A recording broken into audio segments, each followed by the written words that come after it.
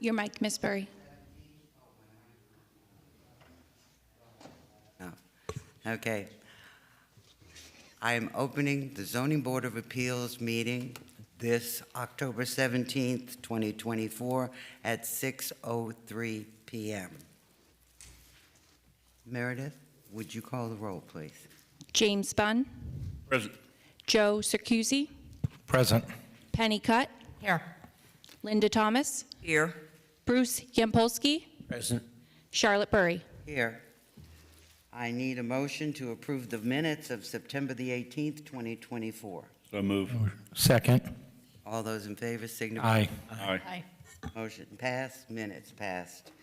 Okay, now it's my time to explain for those of you that have never been before the Zoning Board of Appeals. We are citizens of the city of Pompano Beach, and we serve on this board with no compensation. This board is just like going to court. It's what they call quasi-judicial. So everything that's said here goes on the record. And shortly, I'm going to ask that anyone that intends to speak at this meeting must be sworn in, and I will tell you when you do that. In the meantime, I'd like to introduce our panel. To my far right is Scott Reale, who from the Planning and Zoning Department, Development Services, excuse me. To my far left is James Saunders. He is our city attorney.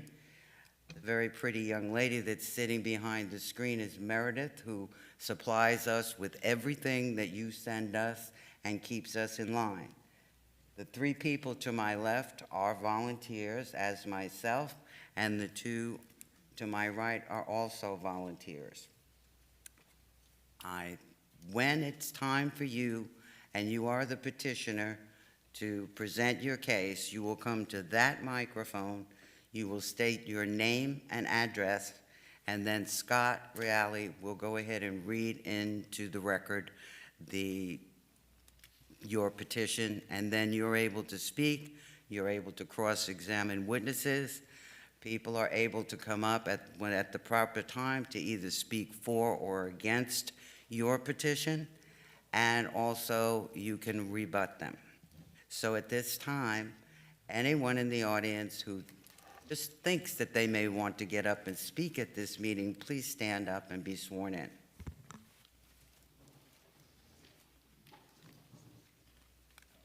Do you swear or affirm the evidence that you're about to give will be the truth, the whole truth, and nothing but the truth? Yes, I do. Thank you very much. You may be seated. Item number 1 is a variance, LN 653. Mr.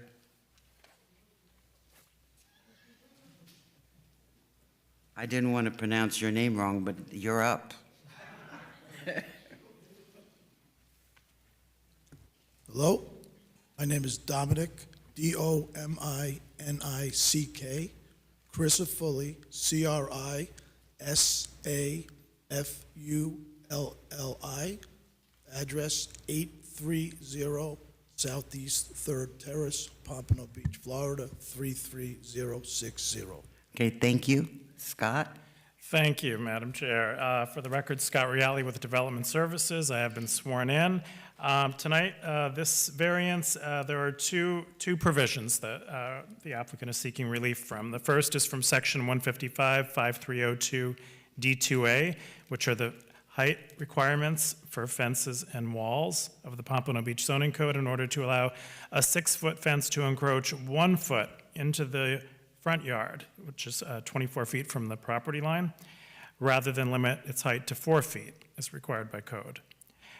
And the second request is Section 155-5302 D5A, also within the fence and wall section, but it deals with a 6-foot opaque fence located along the interior side lot line, the south lot line in this case, to encroach 2 feet into the required rear yard corner triangle. So that's 23 feet from the rear lot line rather than provide a 6-foot fence that is at least 75% see-through as required by code. This property is located on the east side of Southeast 3rd Terrace between Southeast 8th Street and Southeast 8th Court in the Cypress Harbor 5th Section subdivision. The subject property was first developed in 1960, prior to the 1969 adoption of House Bill 2638, which annexed most of Cypress Harbor into the city of Pompano Beach. The applicant is seeking variance approval to allow a 6-foot-high fence, which opaque, to encroach 2 feet into the rear yard corner triangle along the south lot line of the subject property.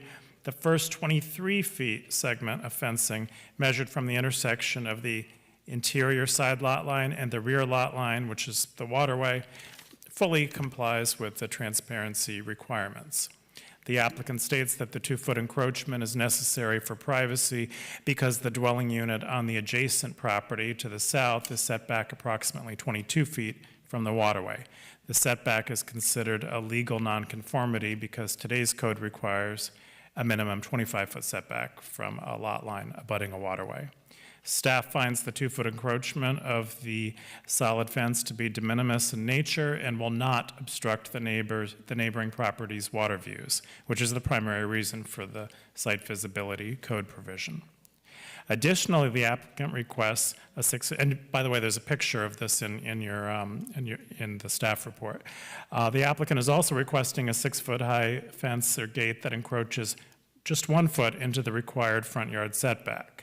And it should be noted this fencing segment is flush with the front-facing building facade. So to the average passerby, one could not tell that the fence is set back 24 feet rather than 25 feet from the front lot line as required by code. This request is also de minimis. The fence and gate location is simply an extension of the existing legal nonconforming setback of the garage. It should be noted that the landowner has been cited for constructing the fence without obtaining a permit. That's Code Enforcement Case 24-09005874. With me is Mario Sotolongo, of our Code Enforcement Director, if you have any questions about that matter. But again, we're dealing with very de minimis relief here.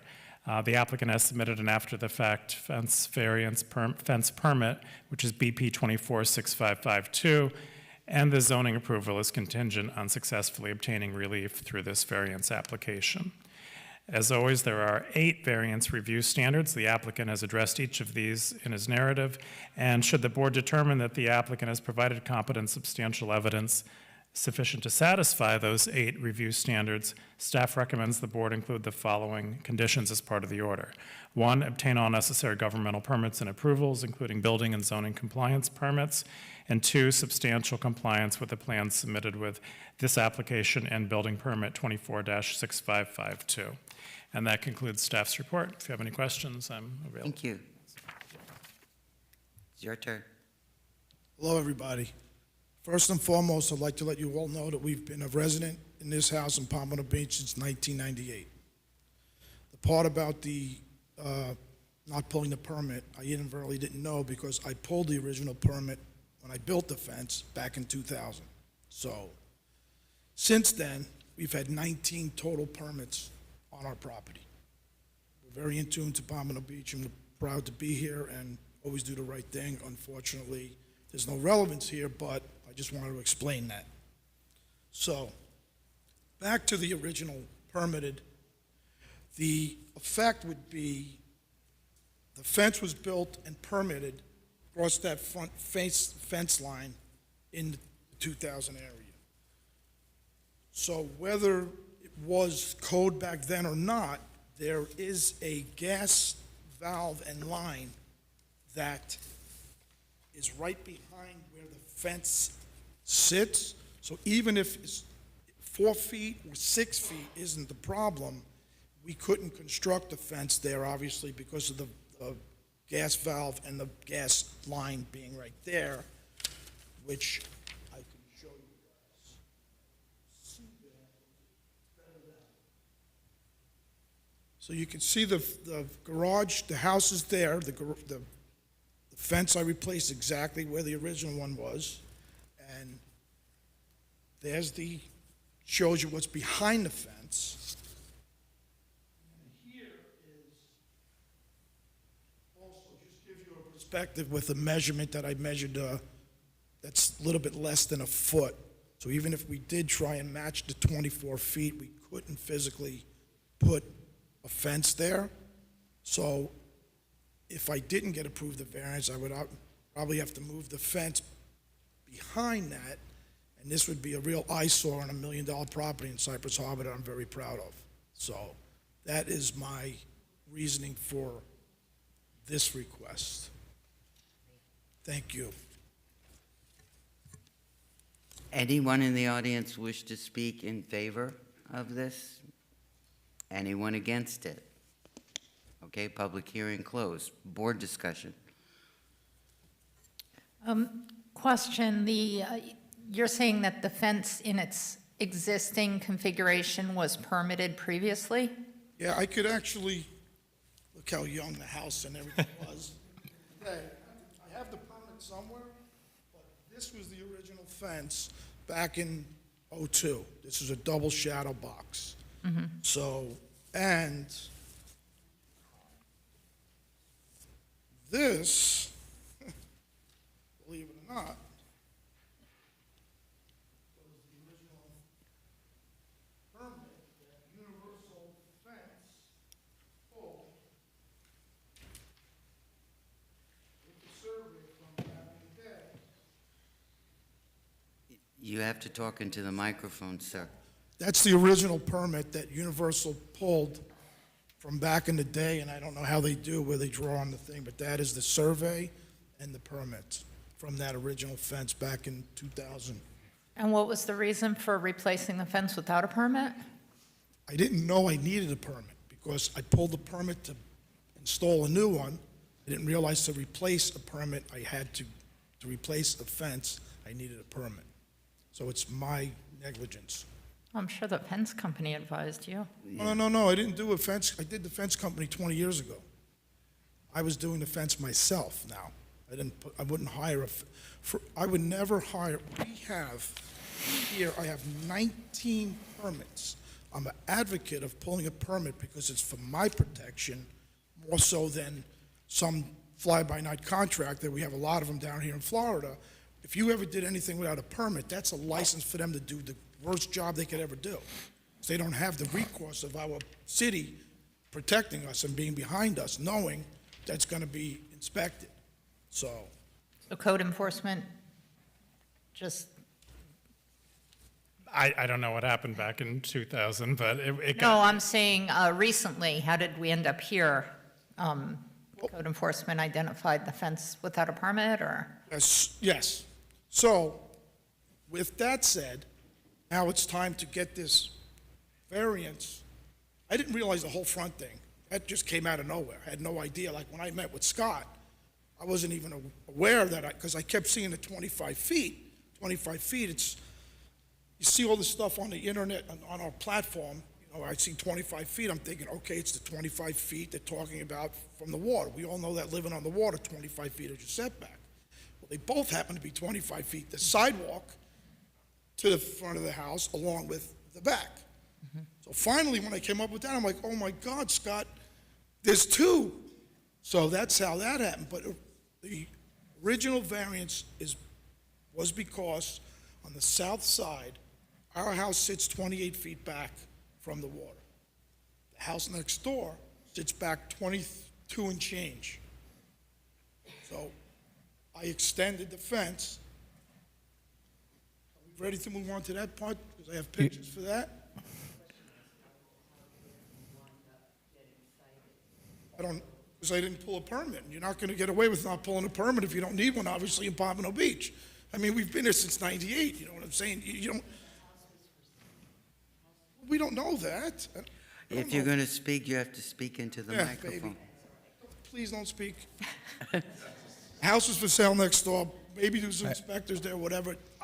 That's how it happened, we assume. Even next door, I don't really know.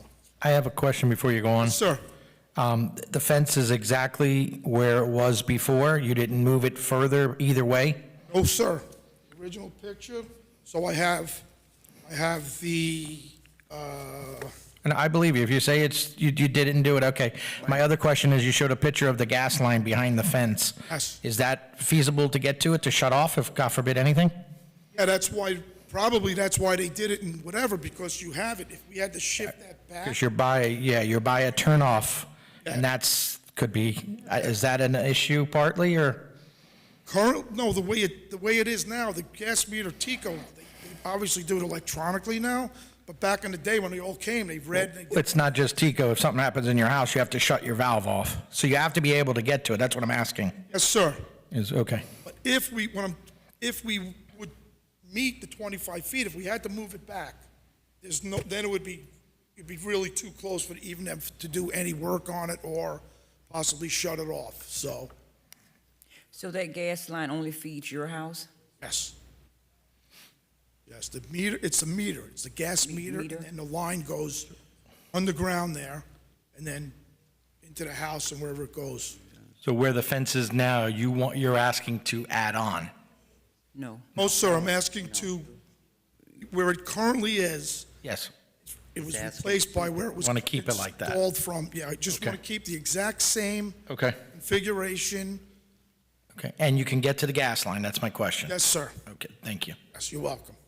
And I guess it's my understanding, that's where the fence was when you bought the house. You were not under the code the way it is today, and you put up this fence without having the knowledge that you needed a permit. That's the bottom line, correct? The fence was not there when we bought the house. I pulled a permit. Excuse me, when you were under a different code, different Yeah. area. Yeah, we pulled the permit in 2000. Yes, I saw that. Wooden fence. I'm trying to help you. Okay, man. Okay. Oh, I guess I don't Because understand the question. I live that used to be an unincorporated area, that things were permitted by Broward County that weren't permitted by Pompano and whatever. So you got a permit for the first fence was permitted, now you put up a new one, and you needed a permit, you didn't have it, Mario came to visit you, and now you're here. Yes. Okay. Do I have any other questions of the board? May I have a motion? Now, remember, we're voting on we need a motion for the front first. and if I just may point out, there Yes, are sir. 2 letters of support for this. Are there 2 letters of support? Okay, thank you. Thank you. Oh, we have neighbors of support? Can I have a motion, please? I'd like to make a motion. In planning and zoning case 24-11000009, I find that there is competent and substantial evidence in the record that all requirements for granting the variance have been met, and that we grant the variance subject to the 2 conditions requested by staff for the first variance, which The is front one. the front setback requirement. Do I have a second? Second. Okay. Meredith, would you please call the roll? Pennicutt, Yes. Joe Circusi, Yes. James Bunn, Yes. Linda Thomas, Yes. Bruce Yampolsky, Yes. Charlotte Burry. Yes. Now, can I have another motion for I'd like the to make a side? motion. Thank you, Penny. In planning and zoning case 24-11000009, I find that there is competent and substantial evidence in the record that all requirements for granting the variance have been met, and that we grant the variance subject to the 2 conditions requested by staff for the Side. side setback. Do I have a Second. Second. Pennicutt, Yes. Joe Circusi, Yes. James Bunn, Yes. Linda Thomas, Yes. Bruce Yampolsky, Yes. Charlotte Burry. Yes. Your variances have been granted.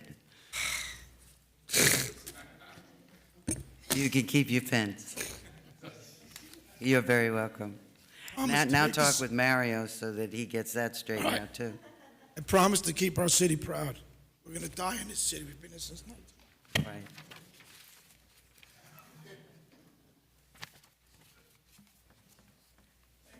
You're very welcome. Thank you.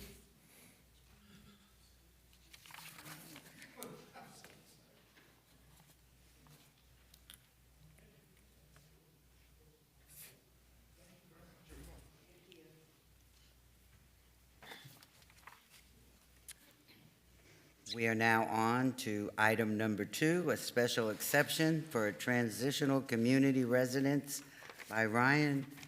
Again, I'm not going to say the last name because I will say it wrong. Would you please come to the podium? State your name and address, please. Ryan Tawigenga, 1400 3rd Avenue, Northwest 3rd Avenue. Scott? Yes, thank you.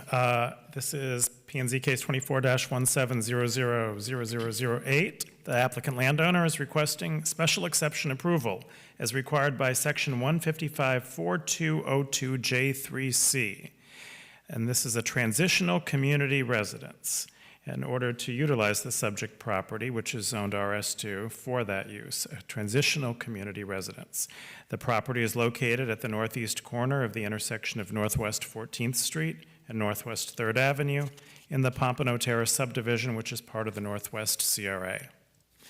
The subject property has no open building permits and no active business tax receipts, but it does have one active code case, and again, that's a 23-09003238, and that's associated with a tree obstructing the intersection. Again, Mr. Sotolongo can speak to that if you have any questions. A certificate of occupancy was issued on September 3rd, 1999 for a 2,795 square foot single-family dwelling via building permit 94-2360. Ordinance number 2018-60, adopted June 12th, 2018, codified Pompano Beach land use regulations to give prospective operators of community residences for people with disabilities and recovery communities clarity and certainty on where such uses may locate as of right and via special exception. Community residences and recovery communities are subject to distance separation requirements from other similar uses so as to avoid clustering and altering the character of the neighborhood. Staff has verified there is neither a community residence nor a recovery community within 660 feet of the subject property. The closest known operating facility is separated by approximately 1,600 feet, located at 401 Northwest 16th Street. However, because the applicant is proposing a transitional community residence at 401 Northwest 16th Street, not at 401 North, at this location, it is a single-family residential zoning district. Therefore, a special exception is required because it's a transitional community residence. Transitional community residence is a community residence that provides a temporary living arrangement for 4 to 10 unrelated people with disabilities with a limit on length of tenancy less than a year. It is measured in weeks or months, determined either in practice or by the rules, charter, or other governing document of the community residence. A community residence for people engaged in detoxification is an example of a very short-term transitional community residence. The applicant's narrative states that they intend to house 6 to 8 short-term residents, and there will be a property manager. Further, the applicant indicates that the proposed community residence will be granted the applicable state certification and licensing if the special exception is granted. Pompano Beach Principles to Guide Zoning for Community Residences for People with Disabilities by Daniel Lauber, that was conducted in 2018. It's included in the backup of this agenda item. Mr. Lauber is a well-respected planning and law expert on zoning for community residences since 1974 and has written model zoning guidelines for community residences on behalf of the American Planning Association and American Bar Association. This study was approved and accepted by City Commission via Resolution 2018-99 and revised to its current version and approved and accepted via Resolution 2018-178. And the impetus and framework for the aforementioned ordinance that codified community residence regulations in Pompano Beach. The subject property is located in the RS2 zoning district, which is established and intended to accommodate primarily single-family dwellings, including a family community residences as moderate densities on lots greater than 7,000 feet in area. The district also accommodates accessory dwelling units and transitional community residences, as well as limited non-residential uses found in urban single-family neighborhoods, such as parks, places of worship, golf courses. Those were generally as special exceptions.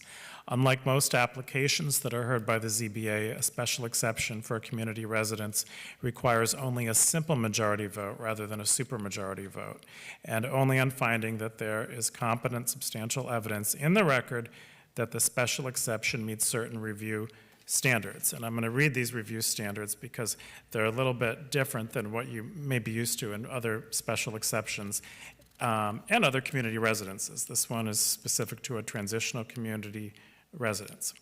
So in districts where a community residence is allowed as a special exception, such as this, the community residence shall be approved only on finding there is competent substantial evidence in the record that it meets the following standards. The applicant demonstrates that the proposed community residence will not interfere with the normalization and community integration of the residents of any existing community residence or recovery community, and that the presence of other community residences or other recovery communities will not interfere with the normalization and community integration of the residents of the proposed community residence. That's not really applicable. As I said, there is not one within 660 feet.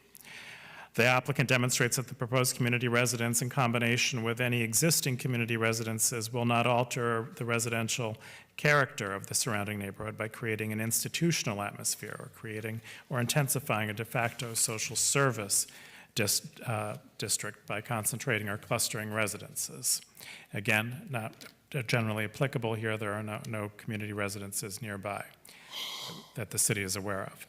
The applicant demonstrates that the proposed community residence will be compatible with the residential uses allowed as of right in the zoning district. When the proposed community residence would be located in a single-family zoning district, the applicant demonstrates that the proposed transitional community residence alone or in combination with existing community residences will not alter the residential stability of single-family zoning district. The applicant demonstrates that the applicant of the proposed community residence has been granted certification by the state of Florida or license required by the state of Florida, and when the state of Florida does not offer certification or require a license for this type of transitional or community residence, the population it would serve, the applicant must demonstrate that the proposed residence will be operated in a manner effectively similar to that of a licensed or certified community residence.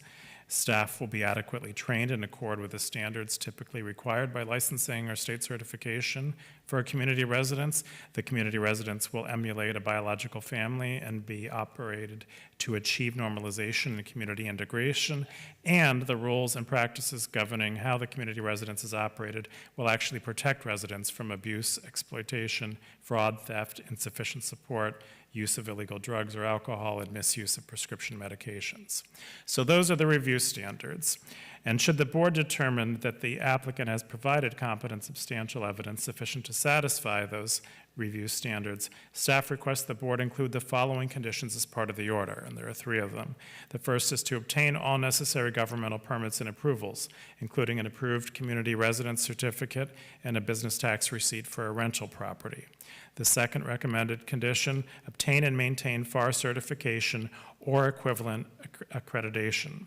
And the third recommended condition is the community residence shall be limited to a maximum of 8 residents. That concludes staff's report. Thank you, Scott. I thank you for giving me the time to speak with you. First of all, I want to talk a little bit about my story.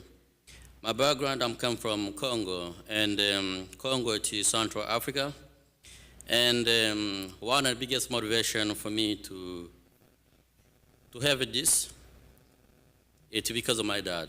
My dad, he did pass away. He was addicted to alcohol. And as a young man, teenager, see how he could not get any help, anybody close by to help him. It really touched me so much, and I feel so much pain. Moving here for in the past 10 years, I see so many things that chance is being given to people who want to improve their lives here. Living in Boston for over 10 years, and come here, and I see big difference when it came to community. Sometimes I walk, I see the bottle of alcohol, I see bottle like people drink all the time, and I will get to see shooting all the time. But sometimes when we go to judge those people because of addiction, but we don't know what pushed them to that. And one of the things that come to my mind is what we can do to help those people to be out of the street or to be most useful in our community. And before I usually think, the only way most people who save lives, it's most people who work on healthcare industry, like myself, because I have background, I'm farmer. But I realize how much it extremely, everybody who are here and the panel, you play a very, very, very important role to serve our community. That's why I want your help to be part of change, to help people, as many people as possible we can help to get out of the street. Hopefully we can decrease the amount of shooting we've been seeing every day. We can decrease the amount of people who've been really trying to steal people just because they don't have anybody who can help them physically and mentally to be useful for our community. So that's why when I get the opportunity to have a place where I can do this, I want to just be part of this big change. And your vote, your yes vote, it will be big change and a big life change for so many people who not me, but God will help me, because if my dad had this opportunity, the place who we can get help, maybe I could have him today. So that's why I'm coming in front of you to ask for your help. Thank you. Does the board have any questions? Yes. Penny? So I see, I've reviewed your photos and everything else, and certainly have sympathy for your story and appreciate your efforts to help. I understand that if approved, then you would seek the permit, the proper licensing to operate this type of facility, and that there is a manager who would be associated with the facility. Looking at the photos, it doesn't look like the house is set up to accommodate 6 to 8 people. And it doesn't look like there is a corporation or of any of that in place to have that license or operate the facility. What are your plans to implement this? And I see that you'd like to get people in here, you know, as soon as possible. I'm not sure how long that state licensing process takes. So can you tell us a little bit about what you've done thus far? Yeah, definitely. The first thing I done is to get the business registered to the city of Florida, and also obviously that was because my goal was to start as soon as possible, but realistically it would take time. This is a project I'm planning. Maybe I have it next year because it will like a process, have a license, have all employee. And realistically, it's not gonna be anytime very soon. But I already have the research and I'm working on getting the license and so on. Yeah, it just seems, you know, from what I've seen, it seems a little, you know, that you haven't initiated any of this. I don't necessarily, I checked on Sunbiz, I didn't see a corporation established. You know, so obviously you're trying to get this approved. I absolutely appreciate you being proactive and getting this approved before you begin operating. I just wanted to understand, you know, where you are in the process and if you're establishing a corporation and where you'll be getting, you know, the proper facility established to get the license and the corporation and the whole big picture. Go ahead. Sorry. Yeah, definitely when it came to cooperation, I have not applied for cooperation yet, but I did apply to get a, I don't know, when I was trying to apply, they asked me to register the business before so I can pay anything like it, to register the business name, which are gonna be operate under. And I don't know how it's called, but they usually give like up to 5 years before, because obviously when you wanna do any business, if you're gonna register to the city, you must be little like have a registration to be registered. They know that you're gonna be doing something in the corporate, anything under the same name. So I had to pay for, and that's how I was able to register. But that was usually temporary. But then when it came to corporation-wise, I plan also yes, obviously to have the corporation. But obviously everything's I'm trying to. The thing is, I wanna have once I get an approval. And all the corporation, everything that I apply for corporation, it usually does not take long. It's not like the license, you have to do the test, you have to do the things. But when it came to license, I've been doing already I've been studying already for my license. So I can do the test. So I can do the test when a corporation was. I'm trying to move one step at a time. I don't want to try to do everything and spend the money which I don't have. And at the end of the day, I end up halfway. Spend the money for cooperation, for do this, go pay for this for classes, which it costs money. And I could have done it earlier, but I was like, okay, what about if I spend this money for get this, and I don't get it, even approval? So this money will go away. So I'm trying to move every step, one step at a time, best time, because obviously I'm not in a rush, but my goal is obviously to do that, to help as soon as I can help anybody. Every time when I see people get shot, every time when I see people, they be driving, they get out of the car, they shoot someone, you don't know what the motivation, you don't know the amount of status, what pushed them to do that. And sometimes myself, I feel guilty. Because I ask myself, yes, we are already there to judge, but what I did to help this person? What my involvement to help this person? Because it's not only their fault. It's our fault as a human being to be there to help one another. And that's how we make our community better. So that's my way I feel like I can help in the server community, and I don't want trying to rush things. Better for all the process, I want to go one step at a time. If I get approved for this, and why I do this, it's because of money. Money, it be an issue for any things you want to do, because if you spend any $200, $200, when you do not get anything out of everything you're doing, it's the loss that you do not want to do. So that's the reason why I'm where I am in the process. Thank you. Yeah, no, it certainly sounds like your heart is in the right place. I just reading your narrative, seeing that you'd like to start in September or early October to get people into the house seems a little, unrealistic. Yeah, definitely take a look even the time. We already October. I have not anything to, because obviously move September to already pass. I have nothing, just I feel like, okay, I have to do this. I have to do this. What's the process? But when I was very ambitious to do this, but realistically, it's impossible for that timeline. Thank you. Any other board member have any questions of, Do we have any correspondence from the community on that? No, sir. no correspondent? Before I open it up for a public hearing, do I have any other board member? No? Okay, the public hearing is now open.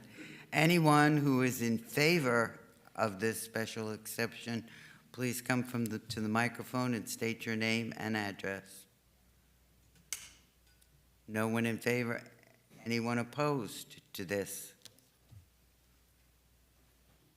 And just for the record, this is for the 1400 Northwest 3rd, which is in Pompano Terrace. There's another community residence that's on the next agenda item, which is in the Okay. Highlands. Yeah, just line up in one at a time. Good evening. So I need to state my name, address, and all that too. My name is Jackie Moreland. I live at 1526 Northwest 7th Lane in Pompano. I am a resident of Pompano Beach. I grew up in Pompano Terrace. Graduated from Pompano High School, went away to college, and then I came back.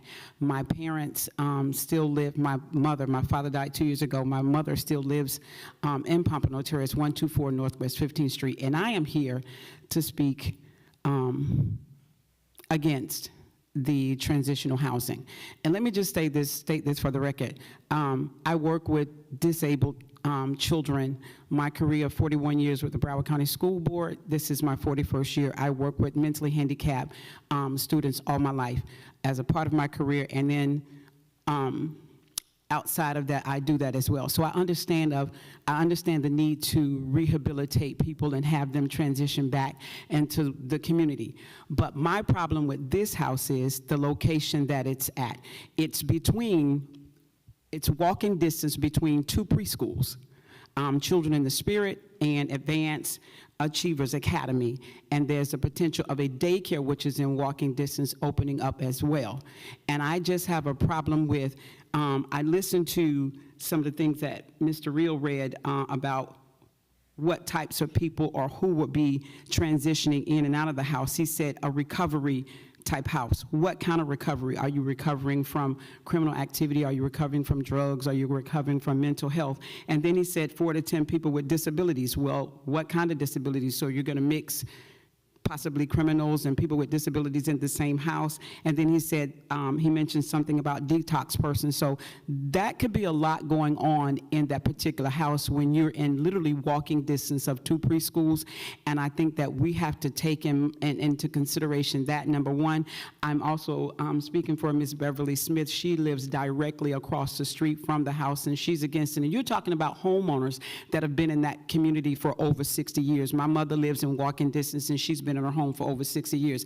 And I just have a problem with that type of housing coming into our community. Yes, there is crime there, and it has been on the rise, and I understand that people need to be rehabilitated and brought back, but I just don't think that that is the place for it in that particular home. There's a lot of traffic on that street, and it's going to draw traffic anyway. It's a thoroughfare that's used often. People walk in, cars come and go, but I'm just alarmed at the fact that it's going to sit between two preschools where parents walk their children to and from school, and the Boys and Girls Club is also in walking distance of this place.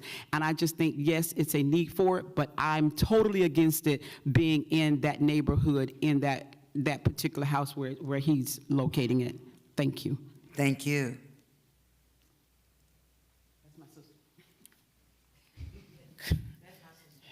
Good evening. My name is Joyce Jackson. I reside at 360 Northwest 14th Street in Pompano Beach.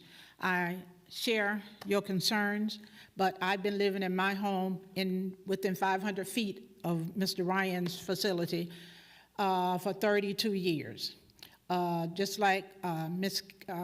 Moreland said, there's 2 preschools within walking distance from his facility. You have Blanche Ely High School, where those children walk up and down. It's a major thoroughfare. So the kids walking to Pompano Middle School within that area, Ely High School, and then Novelty Park, which is within the 500 feet from where Mr. Ryan is thinking about putting his facility. So we have a lot of children, young adults going to the Boys and Girls Club. So I am against it. We have a lot going on in our community now, and to burden us with this, I don't think is a good fit. Thank you. Thank you. And the last 2 speakers truly were my real sisters. There's actually 7 girls. My name is Tundra King, and my Ms. parents King? live at 124. Have you been sworn in? I have not been sworn in. Do you swear or affirm that the evidence you're about to give will be the truth, the whole truth, and nothing but the truth? Yes, it is. Thank you. Thank you. My sister spoke that my parents reside very close to this particular property. I guess my perspective is a little bit different. I am a retired police captain, and there was recently, I think it's been about a year or so ago, maybe Mario can correct me on that, but there was a transitional home just east of this property on the very same street, on 14th Street, just right before you get to Dixie Highway, and it was a nightmare. My mom called me constantly about it. Another one of my sorority sisters lived directly next door to this transitional house, and she called our sheriff's office constantly there. The staff they have was nowhere near competent to handle the children that were residing in the house. As a matter of fact, the lady that they live next door to, my sorority sister, she is a teacher at Ely High School, and because of her training, she was able to deal with some of the kids better than the staff that they had. The staff was nowhere equipped to deal with these children. All night fighting in and out of the house, stealing cars. It came through my mom's yard and then came over back to the property because I said it's just one street over, and it was a nightmare. Eventually, it was closed. So you can check with Mario and other staff. They can let you know, but it was some form of a transitional house with juveniles, and it truly was a nightmare. I don't want to see that again in that neighborhood. We're already pressed in our neighborhood in the Northwest community with 2 jails, a homeless shelter, and it's a lot that we deal with to live over there on a daily basis. And I'm certainly for advocating children and giving them an opportunity to change their lives around. My 6 sisters and I currently own a school, a private school, where we service at-risk students, over 200-something students, so no one is more eager to serve students at-need kids that are having problems than us. But that particular location is not suitable for anything transitional as relates to these type of kids. I think it would be good, but not in that neighborhood that's already burdened with other crime and things that we're trying to deal with, and slum and blight that we live with on a daily basis. And like I said, we just saw this repeated. To see this repeated again, it's just not fair to the residents that live over there and pay their taxes. Thank you for listening. Thank you.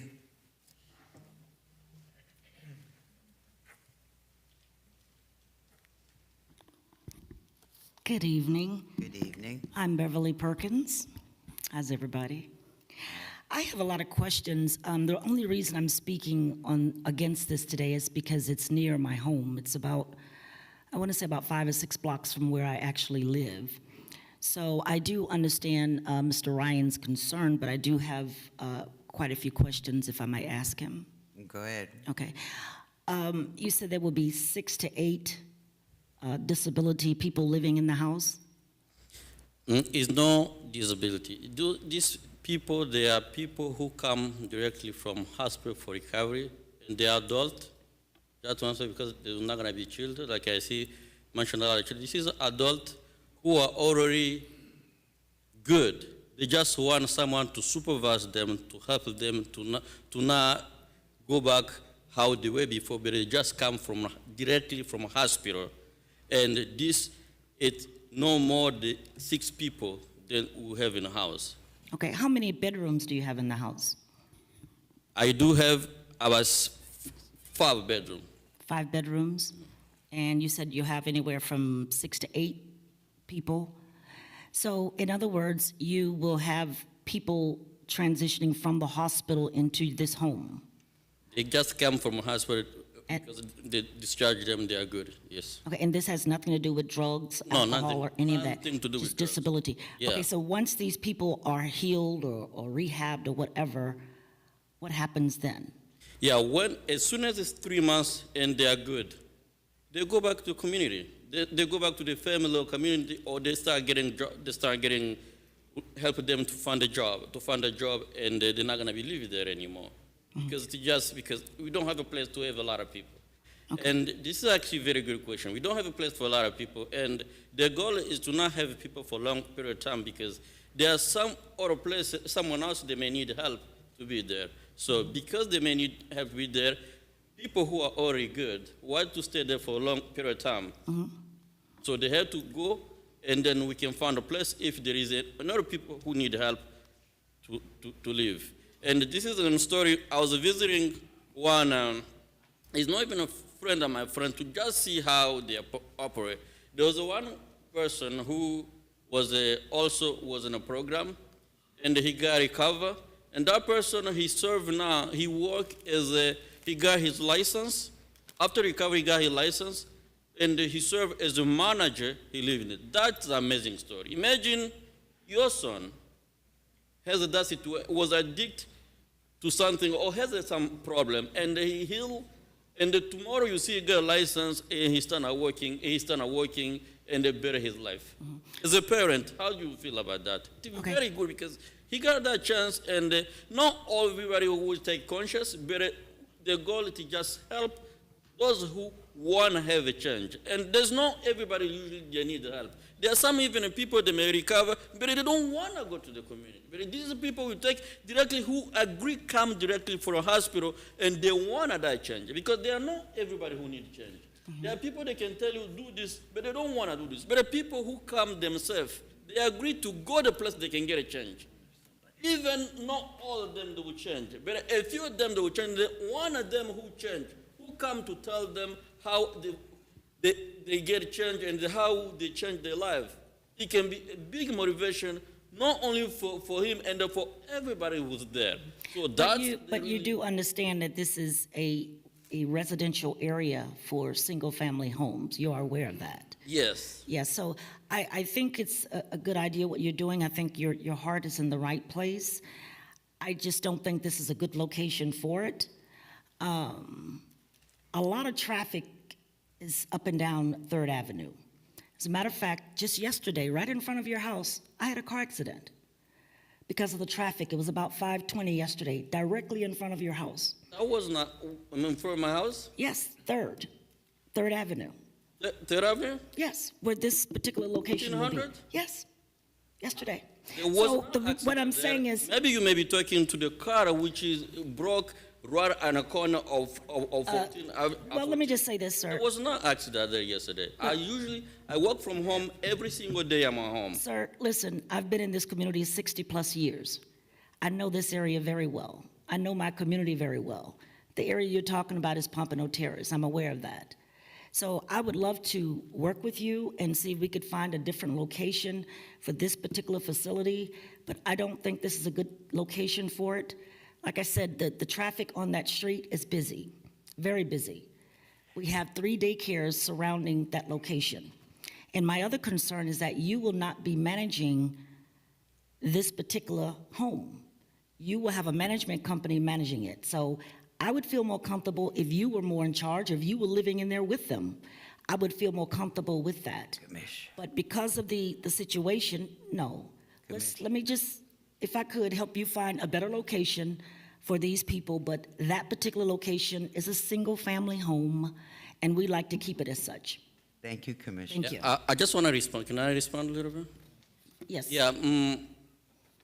If I plan to open this, it's because myself, I want to work.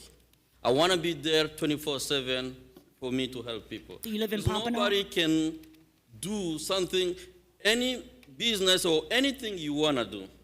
There's no any employee can do that better than you because they don't have the company, they don't have the driver motivation. My driver motivation to do this is not because of making money, it's because of my dad. Oh, I didn't say anything. It's about because of that. my dad and because the way you see community live and the shooting you get to see here, it is very shocking for me because Boston, where I spent many years, I never seen things like this.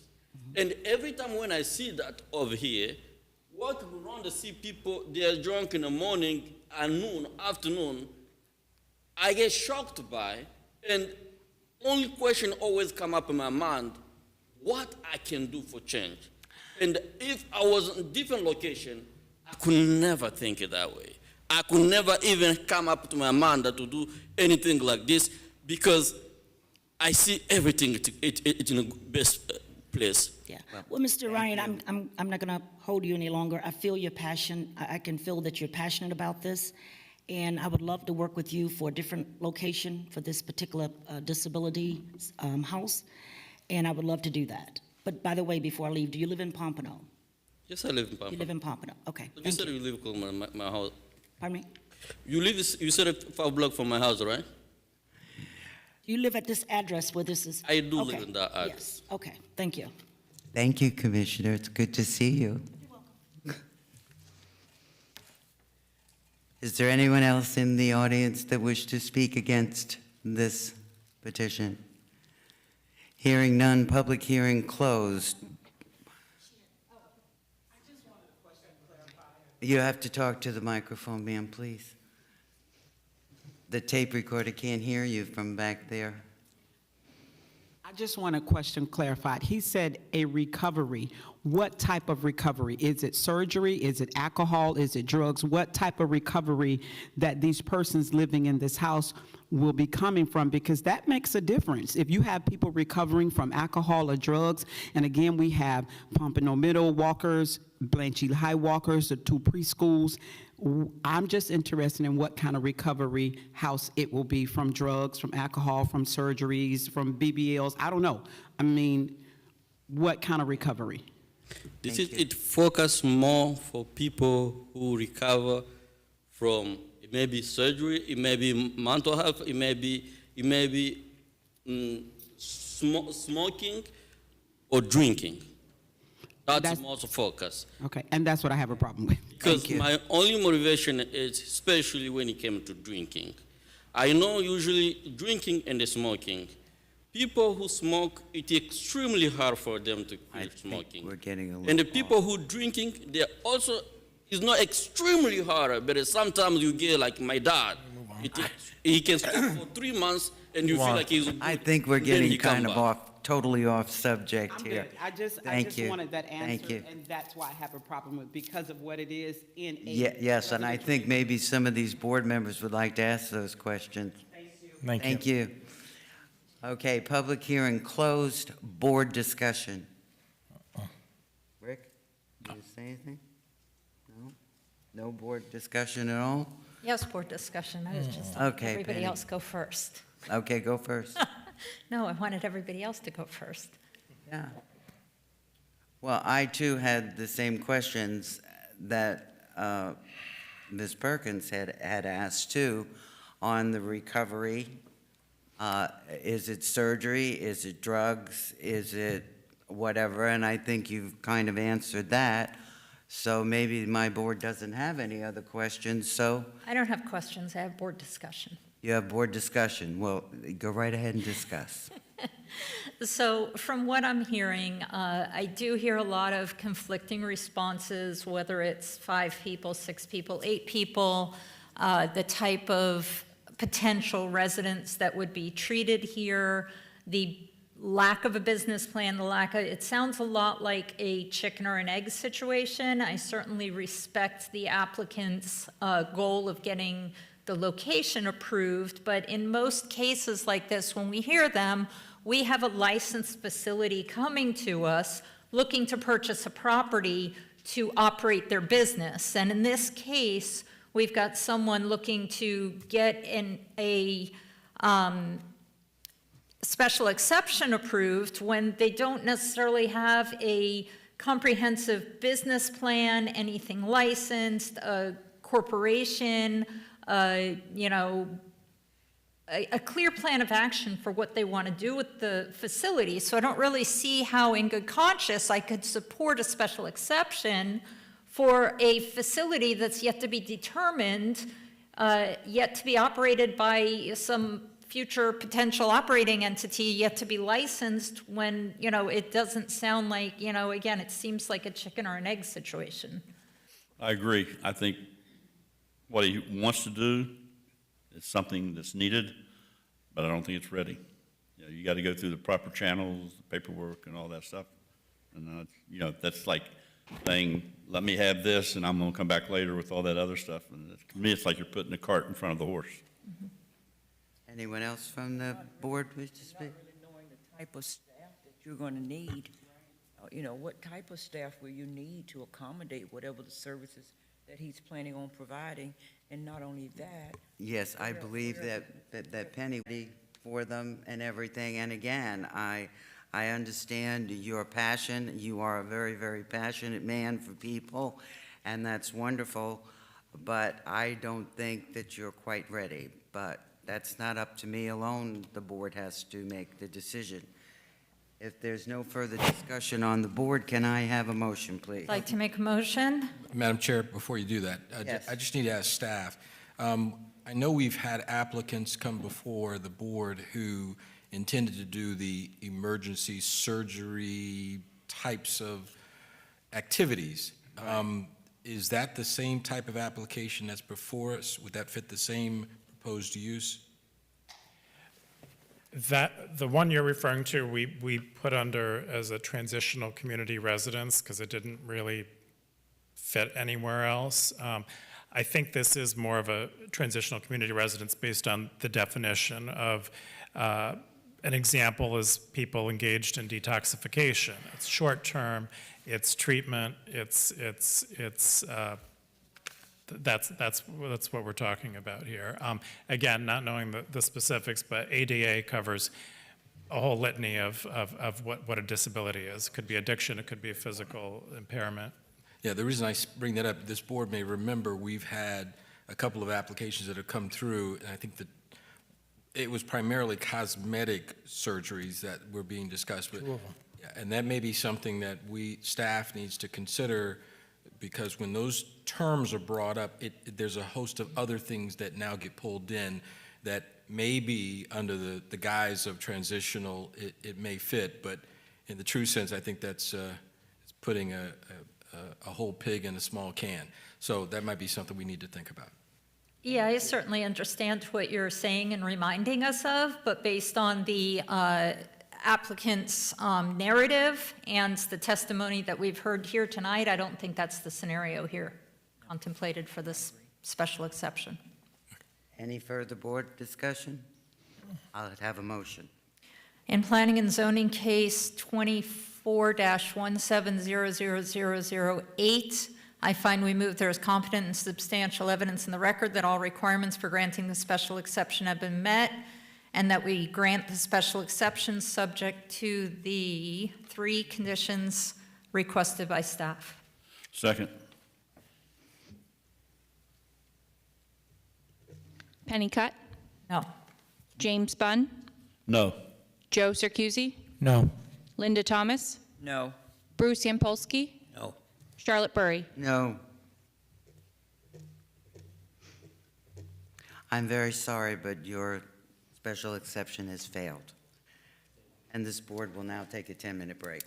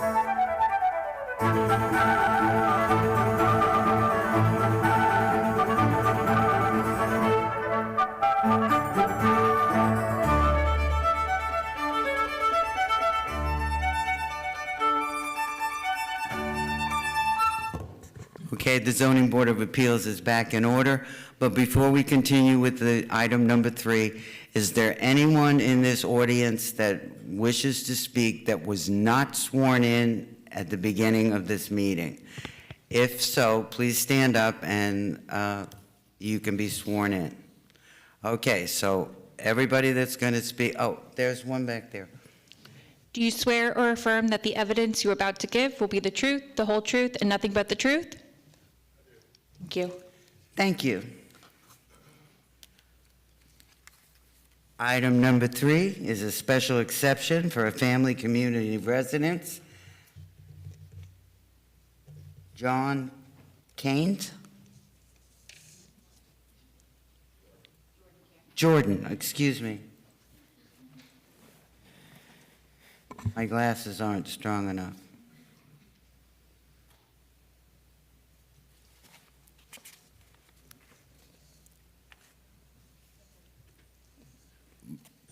Please state your name and address. Jordan Cairns, Cairns, Thank you. 121 Southwest 14th Court, Apartment B, Pompano Beach, and I have been sworn in. Thank you. Okay. Scott? Thank you, Madam Chair. This is P&Z case 24-17000009. The applicant landowner is requesting special exception approval as required by Section 155-4202I-3 of the city's zoning code in order to utilize the subject property, which is zoned RS3, for a family community residence located less than 660 linear feet from an existing community residence, rather than separated by at least 660 linear feet as required by code. The property is located on the south side of Northeast 43rd Court between Northeast 15th Avenue and Northeast 15th Terrace in the Pompano Beach Highlands subdivision. The subject property has no open building permits, no business tax receipts, and no open code enforcement cases. The subject property contains 8 bedrooms and is over 4,000 square feet. The applicant is proposing a family community residence. A lot of this will be repeated, but I have to do it for the record. Apologize. Ordinance number 2018-60 adopted 6/12/18 codified Pompano Beach land use regulations to give prospective operators of community residences for people with disabilities and recovery communities clarity and certainty on where such uses may locate as of right or via special exception. Community residences and recovery communities are subject to distance requirements from other similar uses, so to avoid clustering and altering the character of the neighborhood. A group home that doesn't comply with a minimum distance separation may be permitted in a single family and 2-family neighborhoods. However, they must seek approval from the Zoning Board of Appeals by way of special exception in order to operate. Pompano Beach requires that applicants of such facilities must obtain special exception approval when located within 660 linear feet from an existing community residence housing 4 or more individuals or recovery community, as measured from the nearest property line of the proposed community residence to the nearest property line of the closest existing community residence or recovery community. The city's GIS tracking map for community residences and recovery communities identified a lawfully existing community residence located at 4341 Northeast 16th Avenue. Now, my staff report says it is approximately 560 linear feet from the subject property. That was done using the Broward County Property Appraiser tool. I did it again using Google Maps, a little more accurate, that it's a little bit further away, property line to property line, I got 572 feet. So whether it's 572 feet or 559 feet, either way, it's less than 660 linear feet from an existing community residence, and that's why we're here for the special exception. The applicant has indicated that they are in the process of obtaining FAR certification, that's Florida Association of Recovery Residences. Again, the Pompano Beach Principles to Guide Zoning for Community Residences for People with Disabilities by Daniel Lauber is included in the backup of this agenda item. Mr. Lauber is a well-respected planning and law expert on zoning for community residences since 1974 and has written model zoning guidelines for community residences on behalf of the American Planning Association and American Bar Association. This study was approved and accepted by City Commission Resolution 2018-99 and later adopted through 2018-178. And it was the impetus and the framework for the aforementioned ordinance that codified community residence regulations in Pompano. Following are a few of the pertinent findings of the study, particularly as they relate to separation between similar facilities. The study states that when a community residents are allowed to, as a permitted use, it is most reasonable to impose spacing distance between community residences that keeps them a block apart in terms of actual walking distance, generally about 660 feet, which is the length of the typical American block. It goes on to say that proposals to locate another community residence to an existing one are warranted on a case-by-case consideration. That's why we're here. If the operator of the proposed community residence wishes to locate it within the spacing distance, then the heightened scrutiny of a special use permit is warranted. We call it a special exception. Generally speaking, the existing social structure of a neighborhood can accommodate no more than 1 or 2 community residences on a single block face. This research strongly suggests that there's legitimate government interest to assure that the community residences do not cluster. Although 2 community residences separated by at least several other houses on a block produce no negative impacts, there is a very credible concern that community residences located more closely together on the same block, or more than 2 on a block, can generate adverse impacts. Interaction with neighbors without severe disabilities is an essential component to community residences, and one of the reasons planners and the courts long ago recognized the need for them to be located in residential neighborhoods. Their neighbors serve as role models, which helps foster the normalization and community integration at the core of community residences. As the courts have consistently concluded, community residences foster the same family values that even the most restrictive residential zoning districts promote. Family community residences comply with the purpose statements for each of the Pompano Beach zoning districts that allows residential uses. And as part of their narrative and justification, the applicant has incorporated and referenced many aspects of this study. Now, also included in the backup of this agenda item is a 2018 memo from Lauber titled Tips for Evaluating Special Exception Applications for Community Residences and Recovery Communities Within the Spacing Distance. And in February of this year, there was a supplemental report that was added, and that memo encourages flexibility when looking at spacing distances between 2 residences. Specifically, decision makers should consider 2 types of measurements, both the airline route, as the crow flies, which is currently in the zoning code, nearest property line to nearest property line, but also the public pedestrian right-of-way, which is the actual distance somebody would have to walk or drive to get from one community residence to another. The definition of a community residence states the intent is for residents to live in a family community residence on a long-term basis, typically a year or longer. Conversely, a transitional community residence, which is what we heard in the previous item, is one that provides temporary living arrangement for 4 to 10 unrelated people with disabilities with a limit on length of tenancy less than a year that is measured in weeks or months, as determined either in practice or by the rules, charter, or governing document of the community residence. A community residence for people engaged in detox is an example of a very short-term transitional community residence. Again, the applicant is seeking a special exception for a family community residence. So the expectation and requirement involves long-term tenancy of its residents. Staff finds the proposed family community resident use appropriate and compatible with a neighborhood if the code allowed distance separation between such facilities to be measured using actual streets and sidewalks rather than the way the crow flies. A special exception would not be required in this case. The actual walking distance between the 2 properties is nearly 1/3 of a mile, or 1,760 square feet. However, staff has concerns about the number of occupants proposed at the site. The ZBA can approve a family community residence for up to 10 residents consistent with the adopted standards. The applicant has stated that they would like to house up to 17 residents at this property.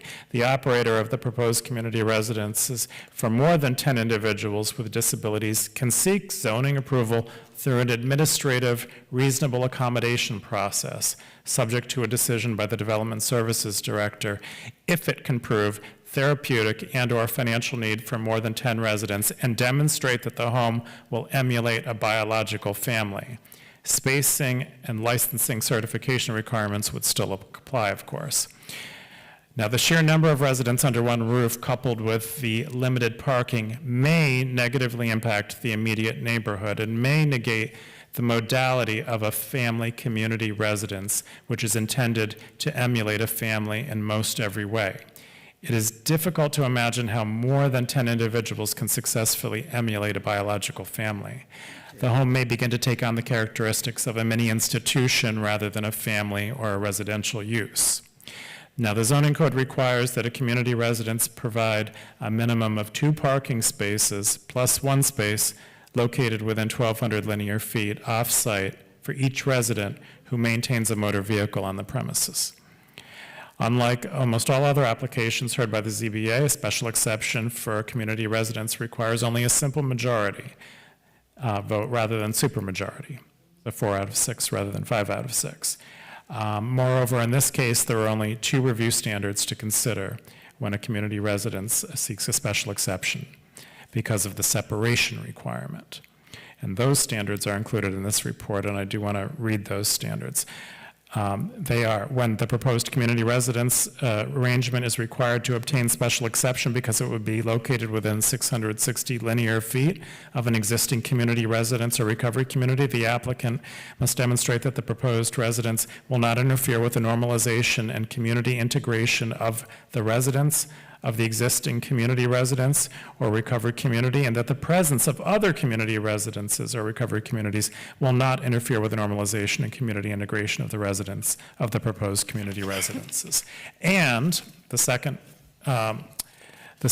consideration and standard, the applicant demonstrates that the proposed community residence, in combination with any existing community residences or recovery communities, will not alter the residential character of the surrounding neighborhood by creating an institutional atmosphere, or by creating or intensifying an institutional atmosphere, or de facto social service district by concentrating or clustering community residences or recovery communities on a block face or in a neighborhood. All of that being said, there are, if you believe that the applicant has successfully demonstrated that they have addressed these 2 review standards for a community residence, the board recommends the following, staff requests the board include the following 7 conditions as part of the order. And the first is to obtain all necessary governmental permits and approvals, including approved community residence certificate and a business tax receipt for a rental property. 2, obtain and maintain FAR certification. 3, changes or alterations to the composition of the resident population and/or lease agreements for a term of less than 1 year would require a new special exception approval. And 4, approval is strictly limited to a family community residence, and changes to the operation to a transitional community residence would require a new special exception. 5, provide an on-site and off-site parking plan to accommodate the number of occupants with vehicles. 6, the special exception approval is limited to a maximum of 10 residents. To establish a family community residence for more than 10 occupants, the applicant shall subsequently submit a request for a reasonable accommodation in accordance with the procedures and applicable standards of Section 155-2432. And the 7th and final recommended condition, substantial conformance to all applicable zoning code standards. And that finally concludes my report. Sorry that it was a bit long. Thank you, Scott. Jordan, please. Thank you.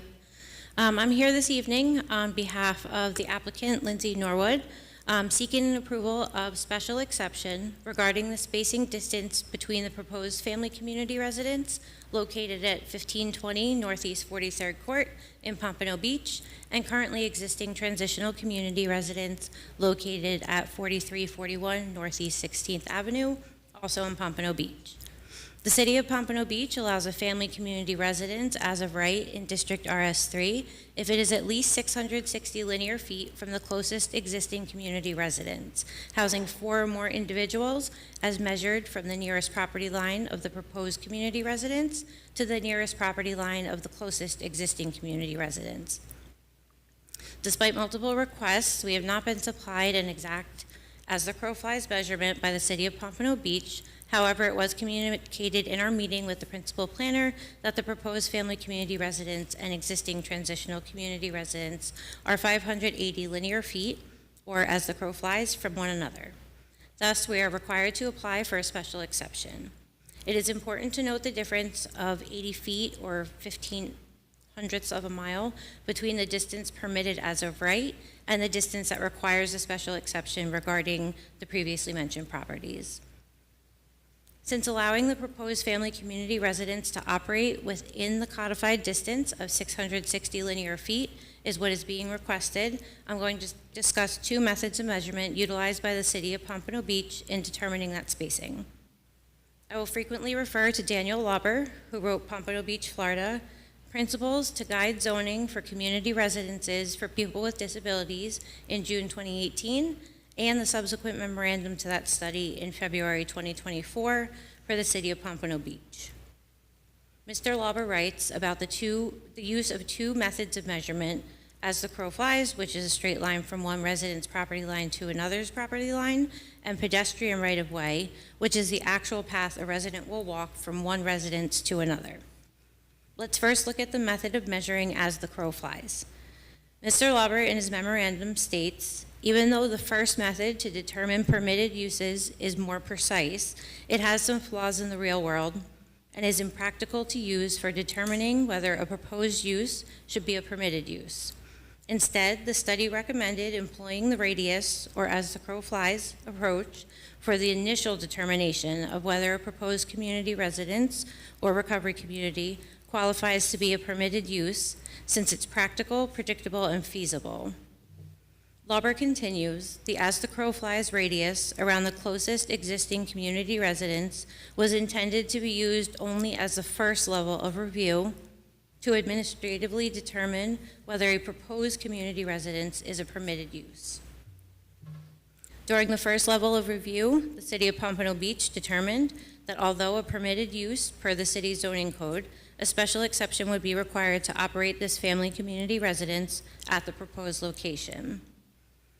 The second method of measurement is pedestrian right-of-way. This method calculates the path a resident would walk or drive in the real world and should be the method used when considering a special exception for distance.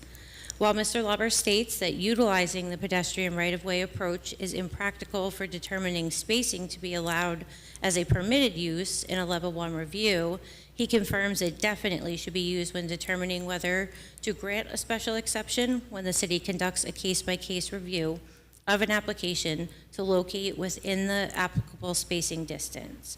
Applying this method of measurement produces a 1,584-foot distance, more than double the required spacing distance. This brings me to Special Exception Review Standard 1A, which states the applicant demonstrates that the proposed community residence will not interfere with the normalization and community integration of the residents of any existing community residence, and that the presence of other community residences will not interfere with the normalization and community integration of the residents of the proposed community residence. Normalization and community integration are invaluable factors for success in recovery. Social connections and meaningful relationships made among neighbors allow for a boost in self-confidence, reduced isolation, and promote a sense of belonging. When individuals in recovery can fully participate in inclusive environments through living and working, they thrive in mainstream society. The 1,584-foot distance between them allows for interactions with a different set of able-bodied neighbors they can look to as role models. The proposed family community residence is surrounded on 3 sides by traditional residences on a different block and block face, with a block face between the residences, and the front door is facing away from each other toward different areas of the community. In addition, there are 16 traditional residences, creating a barrier between these two properties. Further supporting the lack of interaction between residents of each community is that the two locations are not within sight of each other, and the main throughway in this neighborhood, 15th Avenue, provides a path for residents of the proposed residence to exit or enter the neighborhood, travel to work, grocery shop, or use public transportation without walking in front of the existing residence. In the unlikely event the residents would cross paths, it would not be obvious that the proposed family community residence is such, as there will not be any identifying characteristics announcing its presence or purpose. Therefore, if the residents of either community don't know the other community residence exists, then the chances of interacting primarily with the occupants of the other community residence are close to nil. This sentiment is supported by Lauber in his memorandum. The last factor to consider is the difference between the proposed and existing residences. The proposed residence is a family community residence and defined as a residence that provides a relatively permanent living arrangement for people with disabilities, where in practice and under its rules, charter, or other governing document, does not limit how long a resident may live there. The intent is for the residents to live in a family community residence on a long-term basis, typically a year or longer.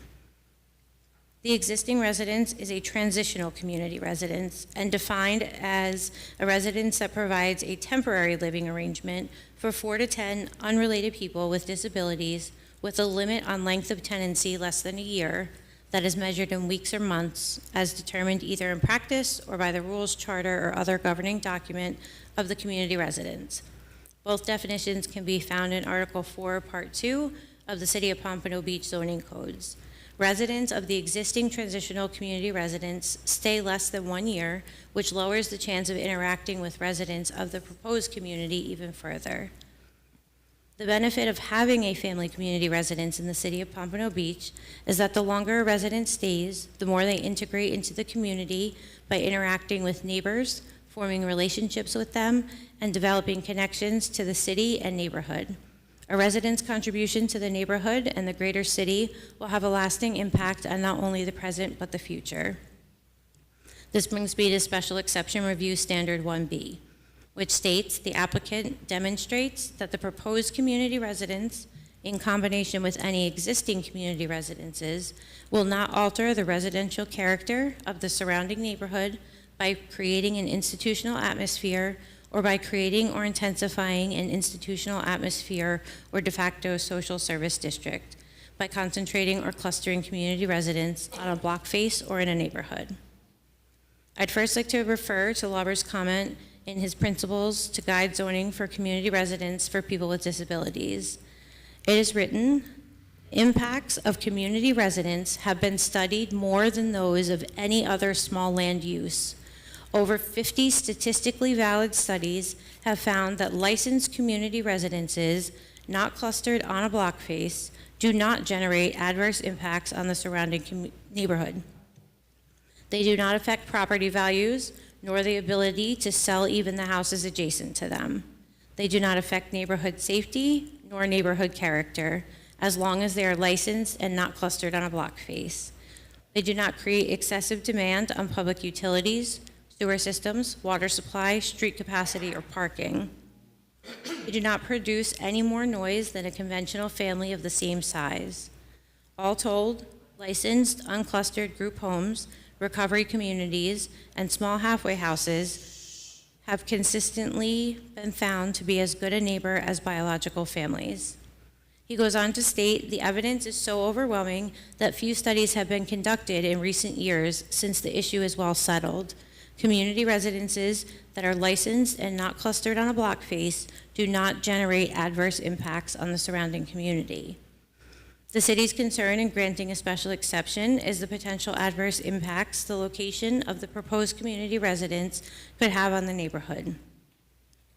Since the proposed and existing community residents are not on the same block or block face, and there are no other community residences within the 660-foot spacing distance, it is impossible for these residences to create a cluster or concentration on a block face or in the neighborhood. Additionally, the proposed community residence provides a structure that emulates a biological family. Residents will be responsible for maintaining the cleanliness of the inside and outside of the home, to work and pay rent, as well as participate in activities that enhance their recovery and overall well-being. Logically speaking, residents of both communities would need to interact solely with one another and with the exclusion of their able-bodied neighbors. The assumption here is that they know that the other community residence exists. Considering the houses are owned by two separate individuals, have front doors facing opposite directions, and that it is unnecessary to travel past either residence to enter or exit the neighborhood, it is highly unlikely that they will be aware of each other's existence, let alone interact solely with one another. Lack of interaction with the existing community residents will not impede normalization and community integration for those residents. In Mr. Lauber's February 2024 memorandum, he provides the following example. A community residence is proposed a block away from an existing community residence, serving the same population well within the spacing distance allowed. They are separated by 3 streets and more than half a dozen houses. The residences are not visible to each other and are owned by different housing providers. The pedestrian right-of-way distance is almost 660 feet. Lauber's analysis found that the lack of visibility to each other reduces the chance that residents will even know the other exists. Residents of either community would need to cross 3 streets and more than a physical block to interact with one another. He continues, it is highly likely that the presence of the proposed recovery residence would not interfere with normalization or community integration, nor would it discourage the use of non-disabled neighbors as role models.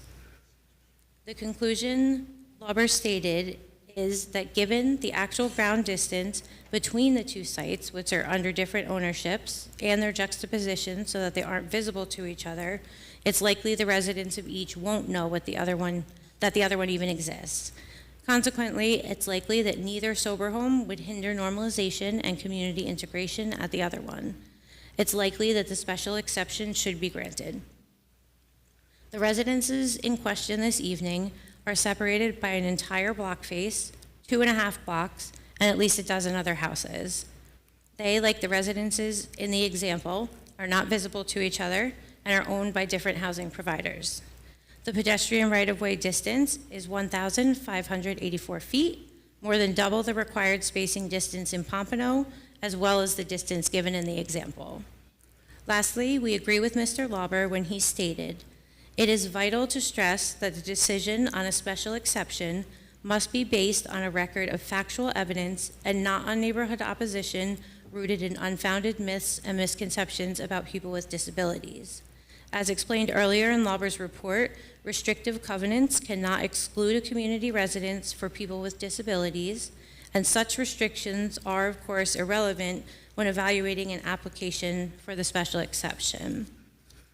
He continues in his original study, as the Fair Housing Act requires, these spacing distances were never intended to be inflexible. The zoning amendments were written, as the study recommended and the Fair Housing Act requires, to allow a proposed community residence to locate within this permitted use spacing distance when 2 narrowly crafted standards are met. Lauber further clarified in his memorandum that these spacing distances have never been intended to be rigid, and exceptions have always been expected to be granted on a case-by-case basis when the narrowly crafted specific standards are met. We believe the evidence and facts provided this evening are sufficient to meet the permitted use spacing distance standards, and thus a special exception should be granted. Thank you for your time and consideration in this manner.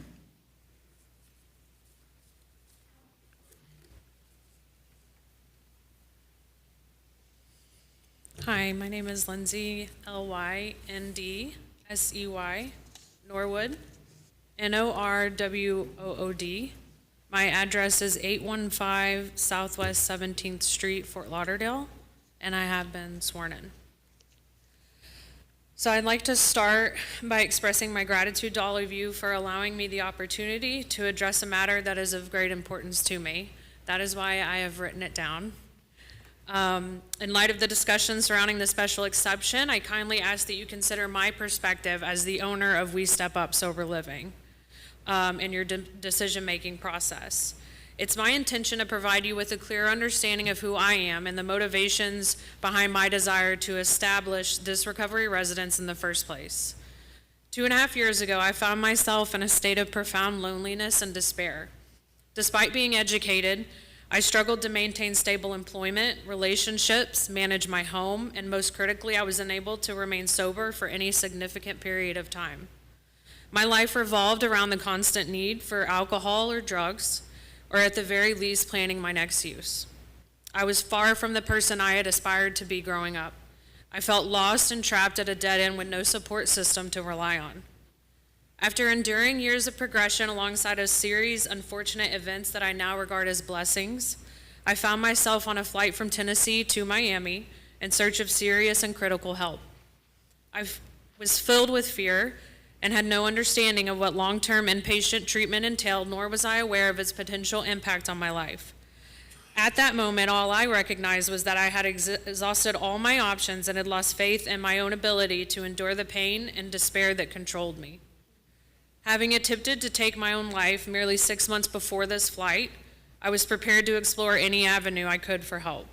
Thus, my journey with Alcoholics Anonymous and the supportive community in South Florida began.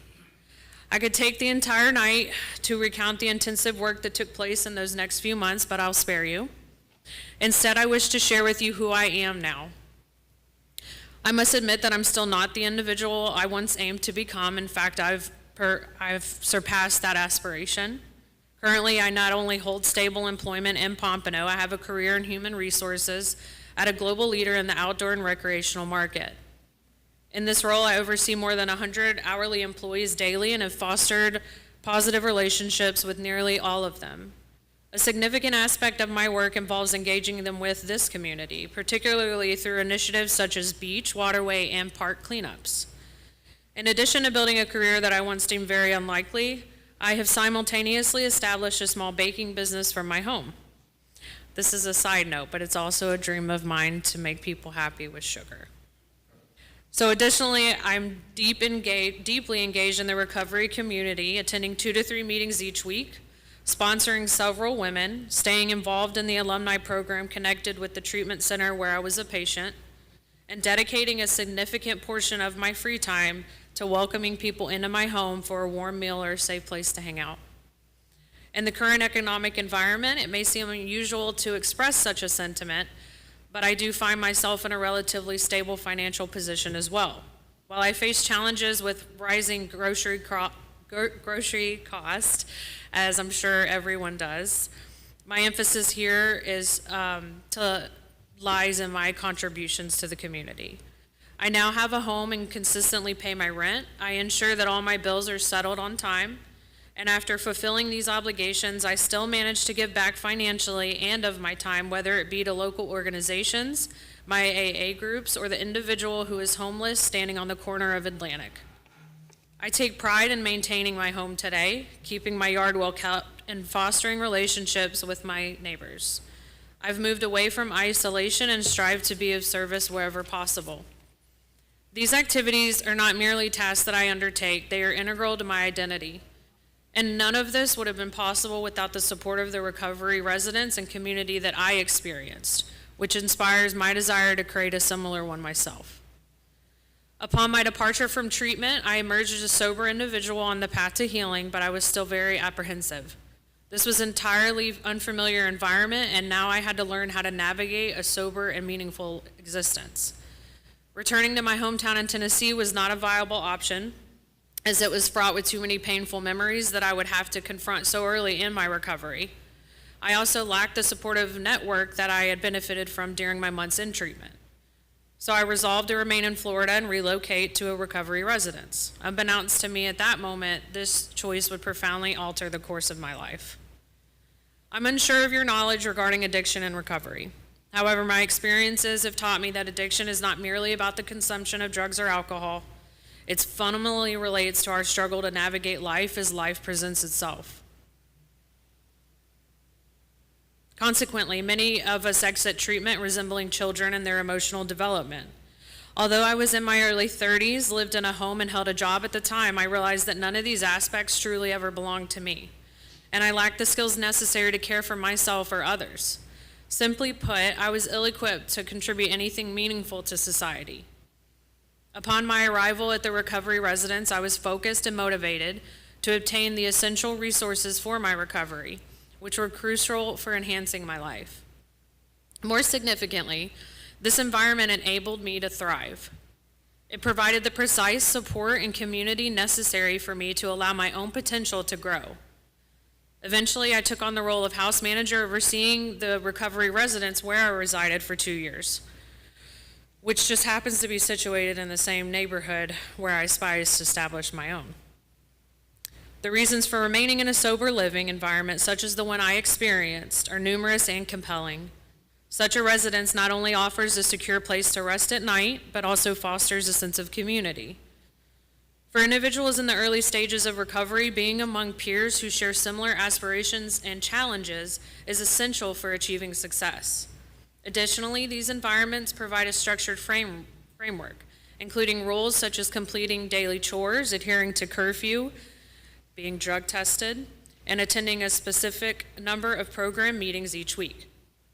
While these may appear to be minor tasks to most people, they represent significant milestones for those of us in recovery, allowing us to take pride in accomplishments that once seemed unattainable.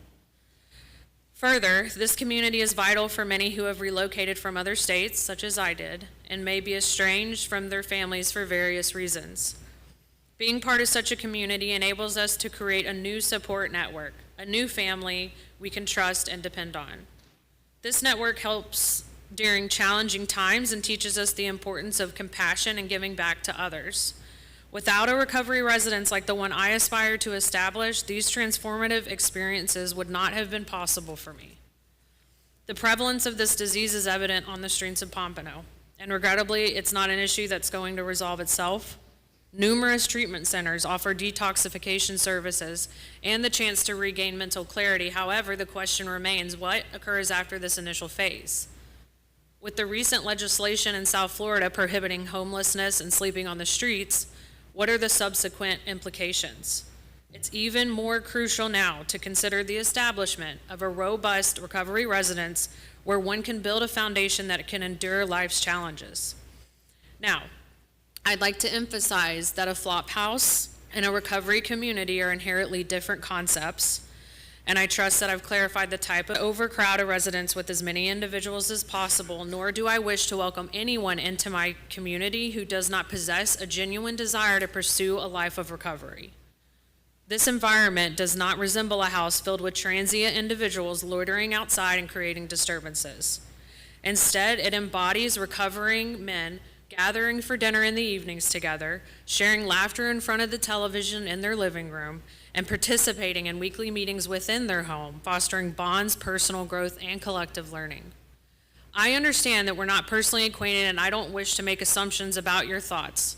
However, I encourage you to set aside any biases or preconceived ideas that you might have about addicts or regarding potential negative effects on the neighborhood, and consider my contributions as an addict in recovery as a positive example. I actively engage with this community in a constructive manner. Through my professional role, I participate in nonprofit organizations dedicated to enhancing our community. I organize initiatives aimed at giving back and supporting the city of Pompano. Additionally, through my small business, I strive to bring small joys to my neighbors with baked goods. My journey of recovery enables me to contribute in these ways and much more. I firmly believe that I'm a valuable member of society today and a positive asset to my community. The opportunity to open the type of residence I envision is crucial to that mission. You may wonder why I've chosen this particular house. The answer is simple. It's ideally situated. Its proximity to public transportation and numerous job opportunities makes it an excellent location for individuals embarking on their recovery journey. The location is conveniently situated within 5 miles of several clubhouses, easily facilitating attendance at support groups and meetings. Beyond its accessibility to employment opportunities and transportation, this residence is also ideal due to the characteristics of the neighborhood itself. It is a diligent middle-class community that exemplifies the aspirations of individuals in recovery who are endeavoring to become productive members of society.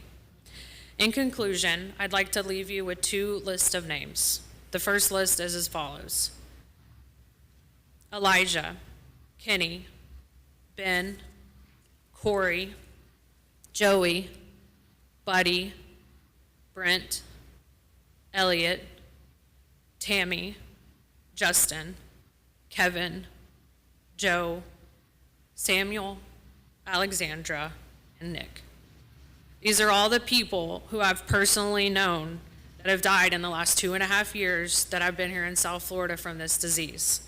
By no means is it everyone who has lost their lives to this disease in that time frame.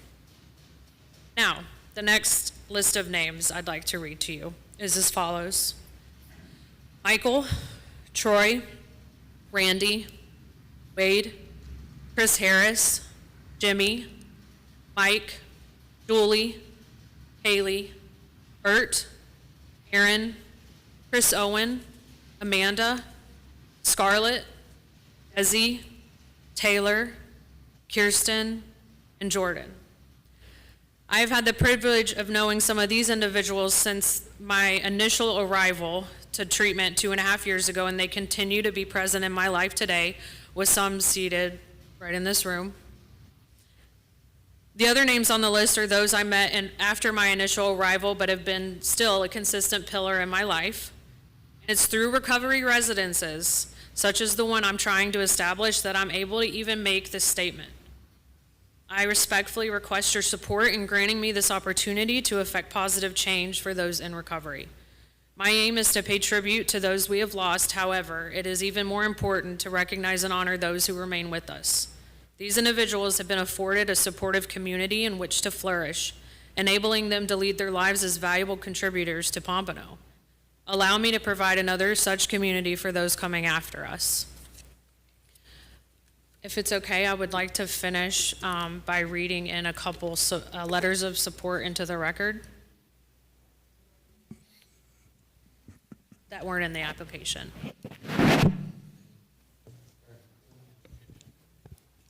If they're in the application, we have them in the backup. We have 2. We have them in our backup. I apologize. There's 2 that were submitted through the application. I have a few more that were not submitted in the application. If you will give them to Meredith. Okay, sure.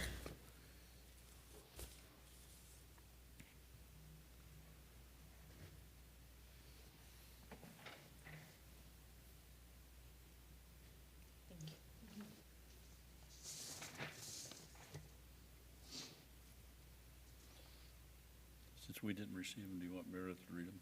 Excuse me? Since we did not receive them, do you want Meredith to read them?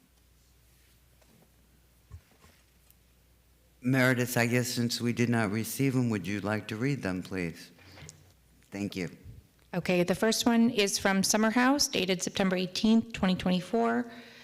My name is Bert Boyle, and I'm the Director of Operations at Summer House Detox and have been in the substance use disorder field for 23 years. This letter is to express the need for quality and reputable sober living options for patients who are struggling with substance use disorders in the Pompano Beach area. I am aware that there are options currently available. However, the quality of care is somewhat lacking at those that have usual availability. I have personally known those involved with We Step Up for close to 10 years and have immense respect for their recovery knowledge and how they carry themselves within the recovery community. I feel that allowing them to open a sober living home would give this community a much-needed resource for change, and I would feel confident in sending any patients of mine there in order to achieve the ultimate outcome, which is continuous sobriety. Sincerely, Bert Boyle, Director of Operations of Summer House Detox. The second letter of support is from Trinity by Traditions. I'm writing to express my support for the proposed recovery residents. We Step Up Sober Living to the city of Pompano Beach. As the owner and operator of Trinity by Traditions, which is located in close proximity to the proposed site, I wish to convey my full endorsement of this initiative within our community. I firmly believe that this residence will enhance our existing recovery community rather than distract from it. Considering that the 2 properties are situated more than a quarter of a mile apart, whether by walking or driving. I doubt that the residents would engage with one another within the neighborhood, nor do I foresee it causing any disturbances or creating excessive competition, as we are all united in our mission to support recovery efforts. I sincerely request that you consider my perspective on this important matter. If you have any additional questions, please feel free to reach out. Jason Leslie, Trinity by Traditions, LLC. Thank you. Thank you, Meredith. And I would just like to note that the second letter that she read into the record by Jason is the site that is 660 feet, within 660 feet as the crow flies to this location. Thank you. That's all I have. Thank you. That's all you have. Before I do any public hearing, I'd like to ask the board if they have any questions.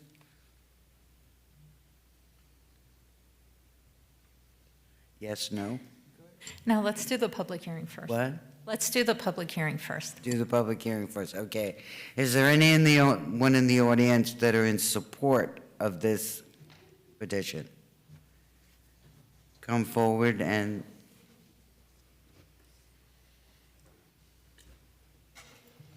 I know you guys have been sworn in.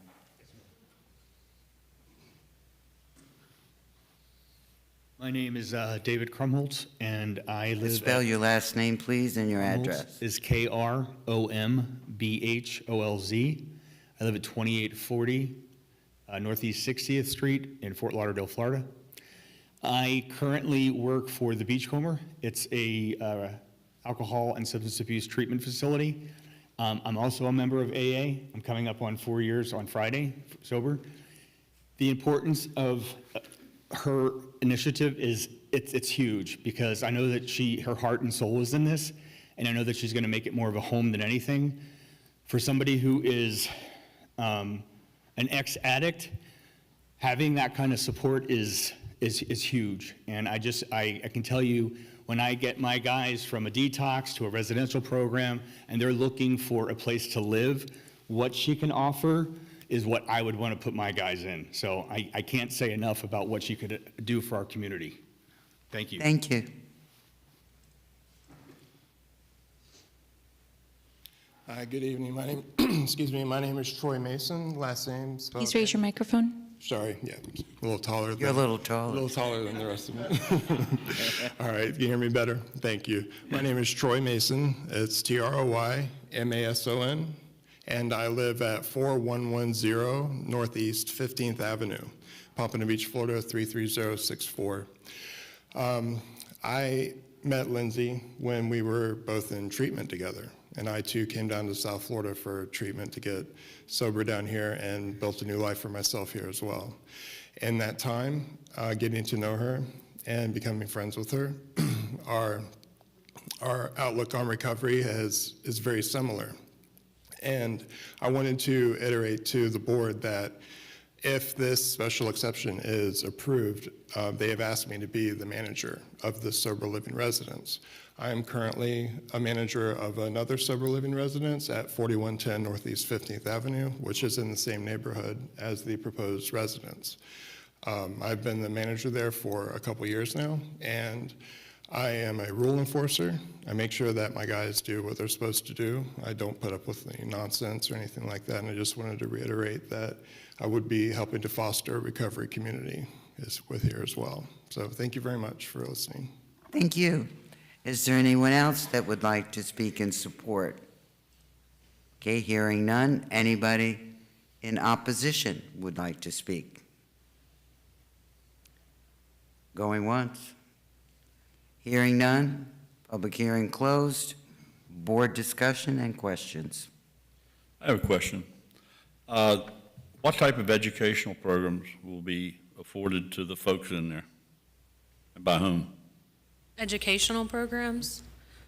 There's not necessarily educational programs. There's the program of Alcoholics Anonymous or Narcotics Anonymous. So the program that we will follow is a 12-step program. So anyone that we accept into our community, I'm not going to say required, but is encouraged to get sober that way.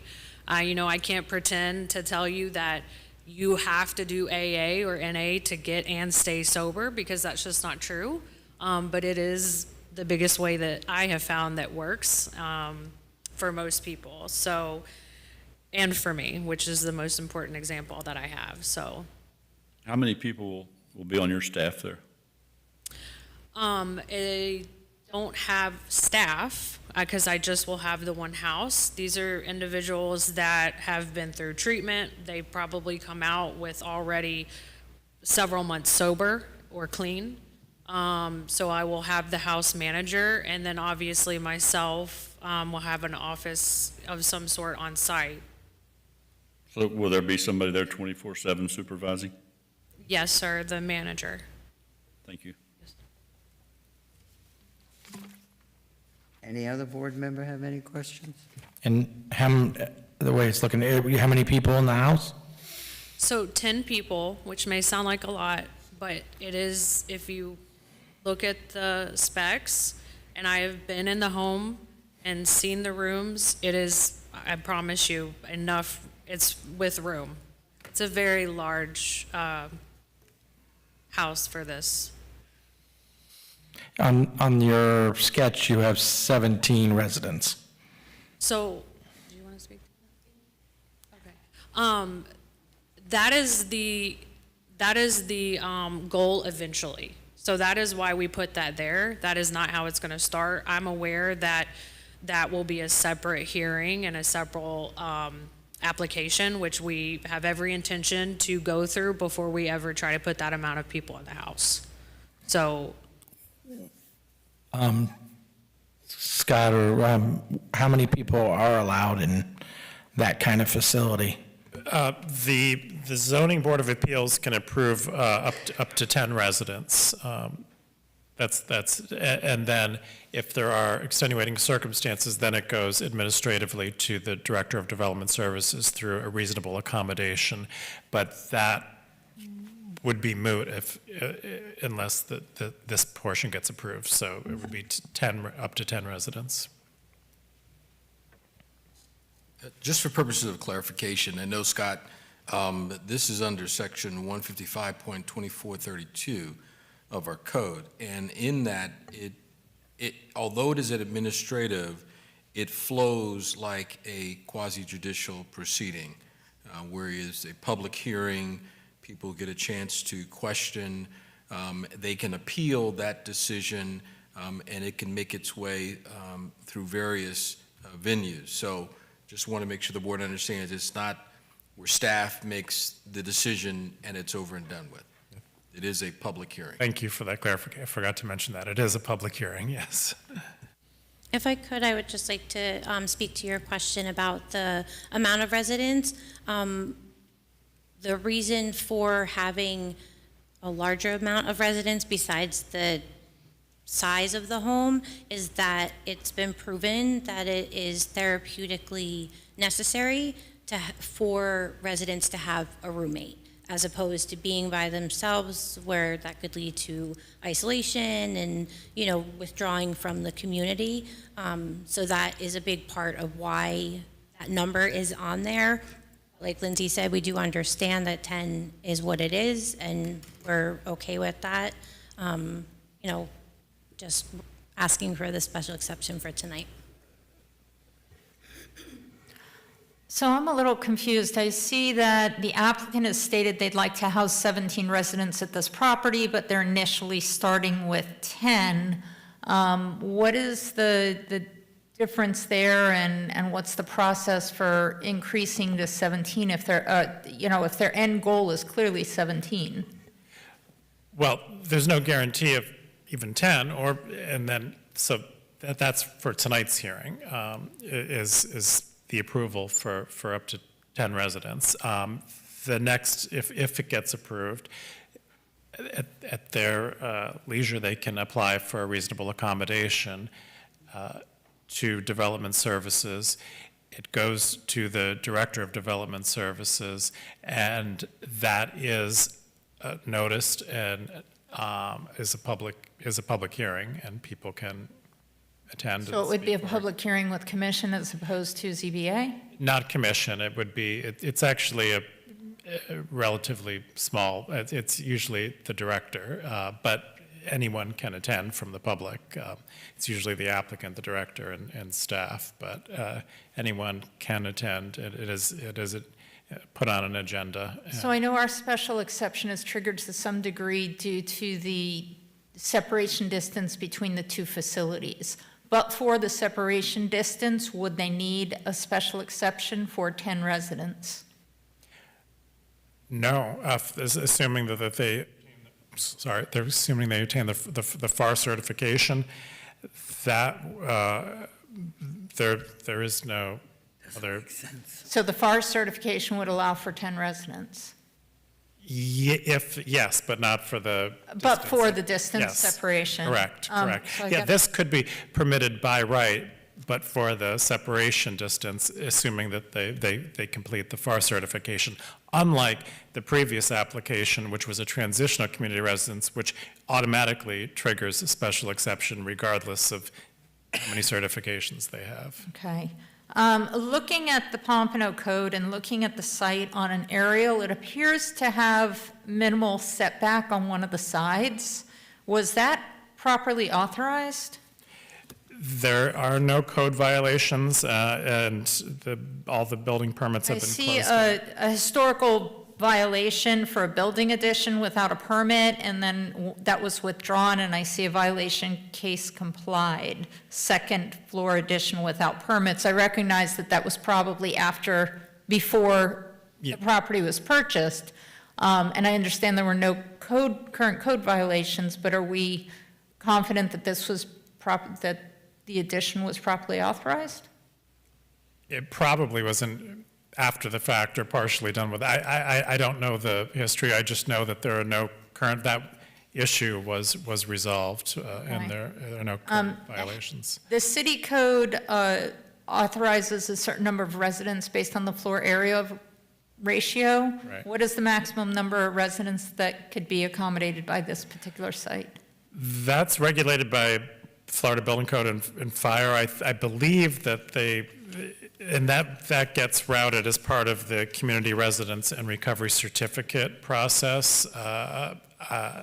Perhaps it's not really a zoning function, but it's clearly a huge house with over 4,000 square feet, so. Right, but it specifies a square footage per, if residents are sharing a bedroom of 50 square feet apiece and shared living space, and so what is the maximum number of residents that could be accommodated pursuant to the state regulations?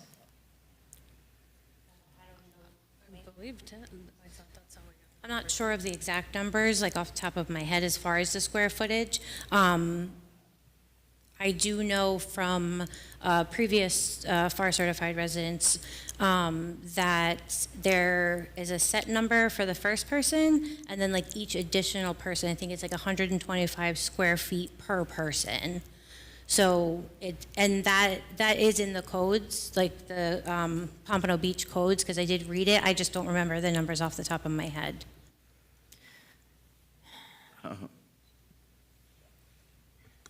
What about parking requirements? Is there adequate parking, and the city code requires adequate off-street parking for staff? When you've got 10 residents, that's a pretty heavy parking burden. Understandably. There is no staff, and generally speaking, I've been in recovery for 13 years, and I can tell you I didn't have a car for the first 5 years that I was down here. Many of the residents will not have vehicles. Most of them start out with the bus and then scooters. But as I mentioned before, I did previously work for another recovery residence, and we just limited the number of people that were allowed to come with vehicles. So, we heard previously from both the gentleman in the audience and the woman who is the applicant that there would be a manager on site living there. So I believe that is staff on site.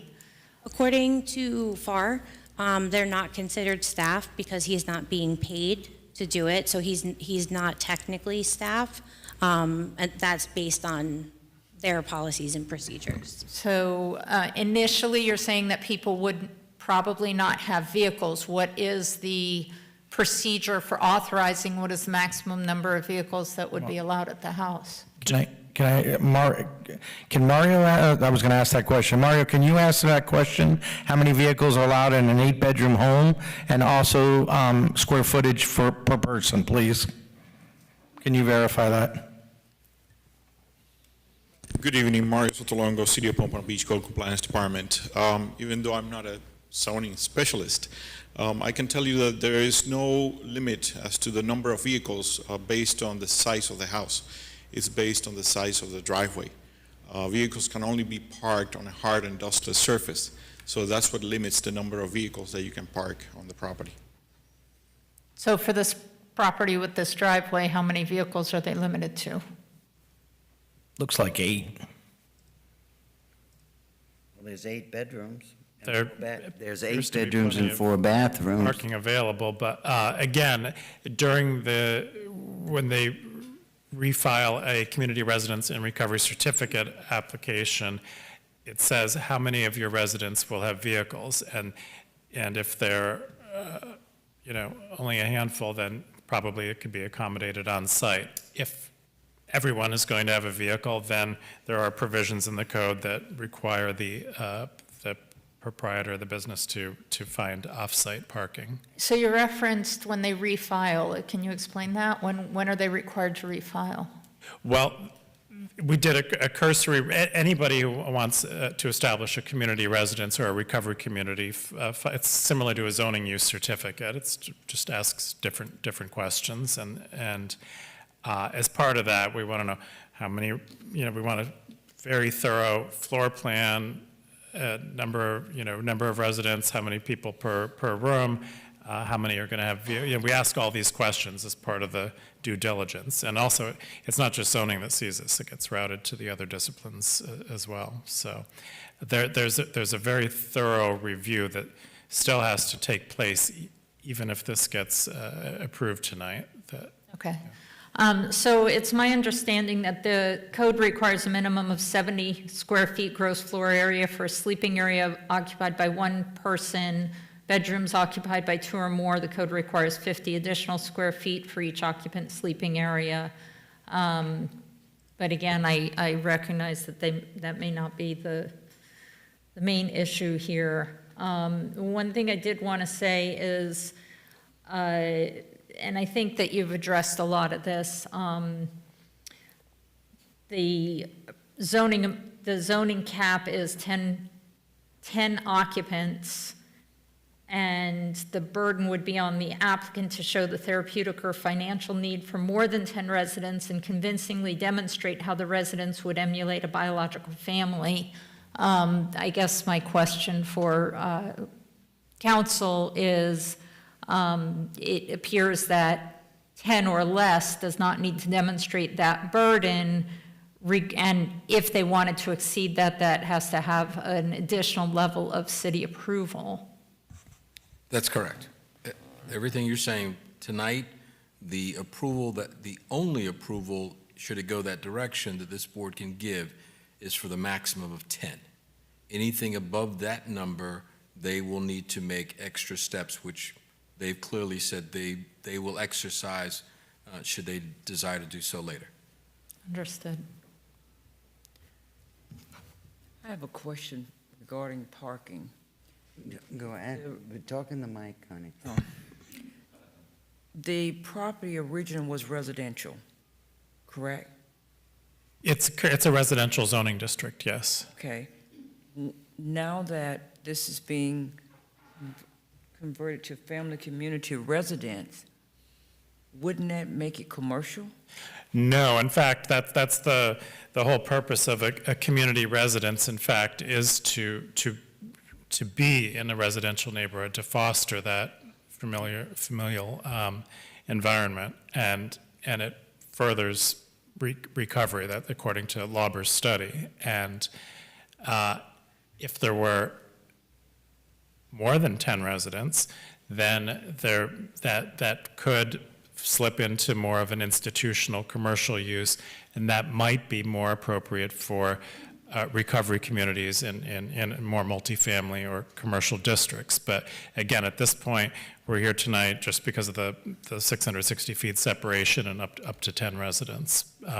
But the point is that community residences are intended to be in single-family residential neighborhoods and are permitted by right if they're not, within the, if they're not within a distance of another existing one. Okay. Any other board questions? Either a question or a motion. Like to make a motion? In planning and zoning case 24-17000009, I find removed there is competent and substantial evidence in the record that all requirements for granting the special exception have been met and that we grant the special exception subject to the 7 conditions requested by staff. Do I have a second? Second. Okay. Call the road, Meredith, please. Pennicott, Yes. James Bunn, No. Joe Circusi, No. Linda Thomas, No. Bruce Yampolsky, No. Charlotte Burry. No. I'm sorry it failed.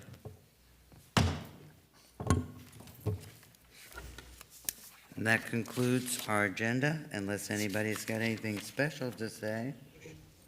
And there is no other business on the agenda, so. Madam Chair, I make a motion that we adjourn. So moved. Second. Adjourned.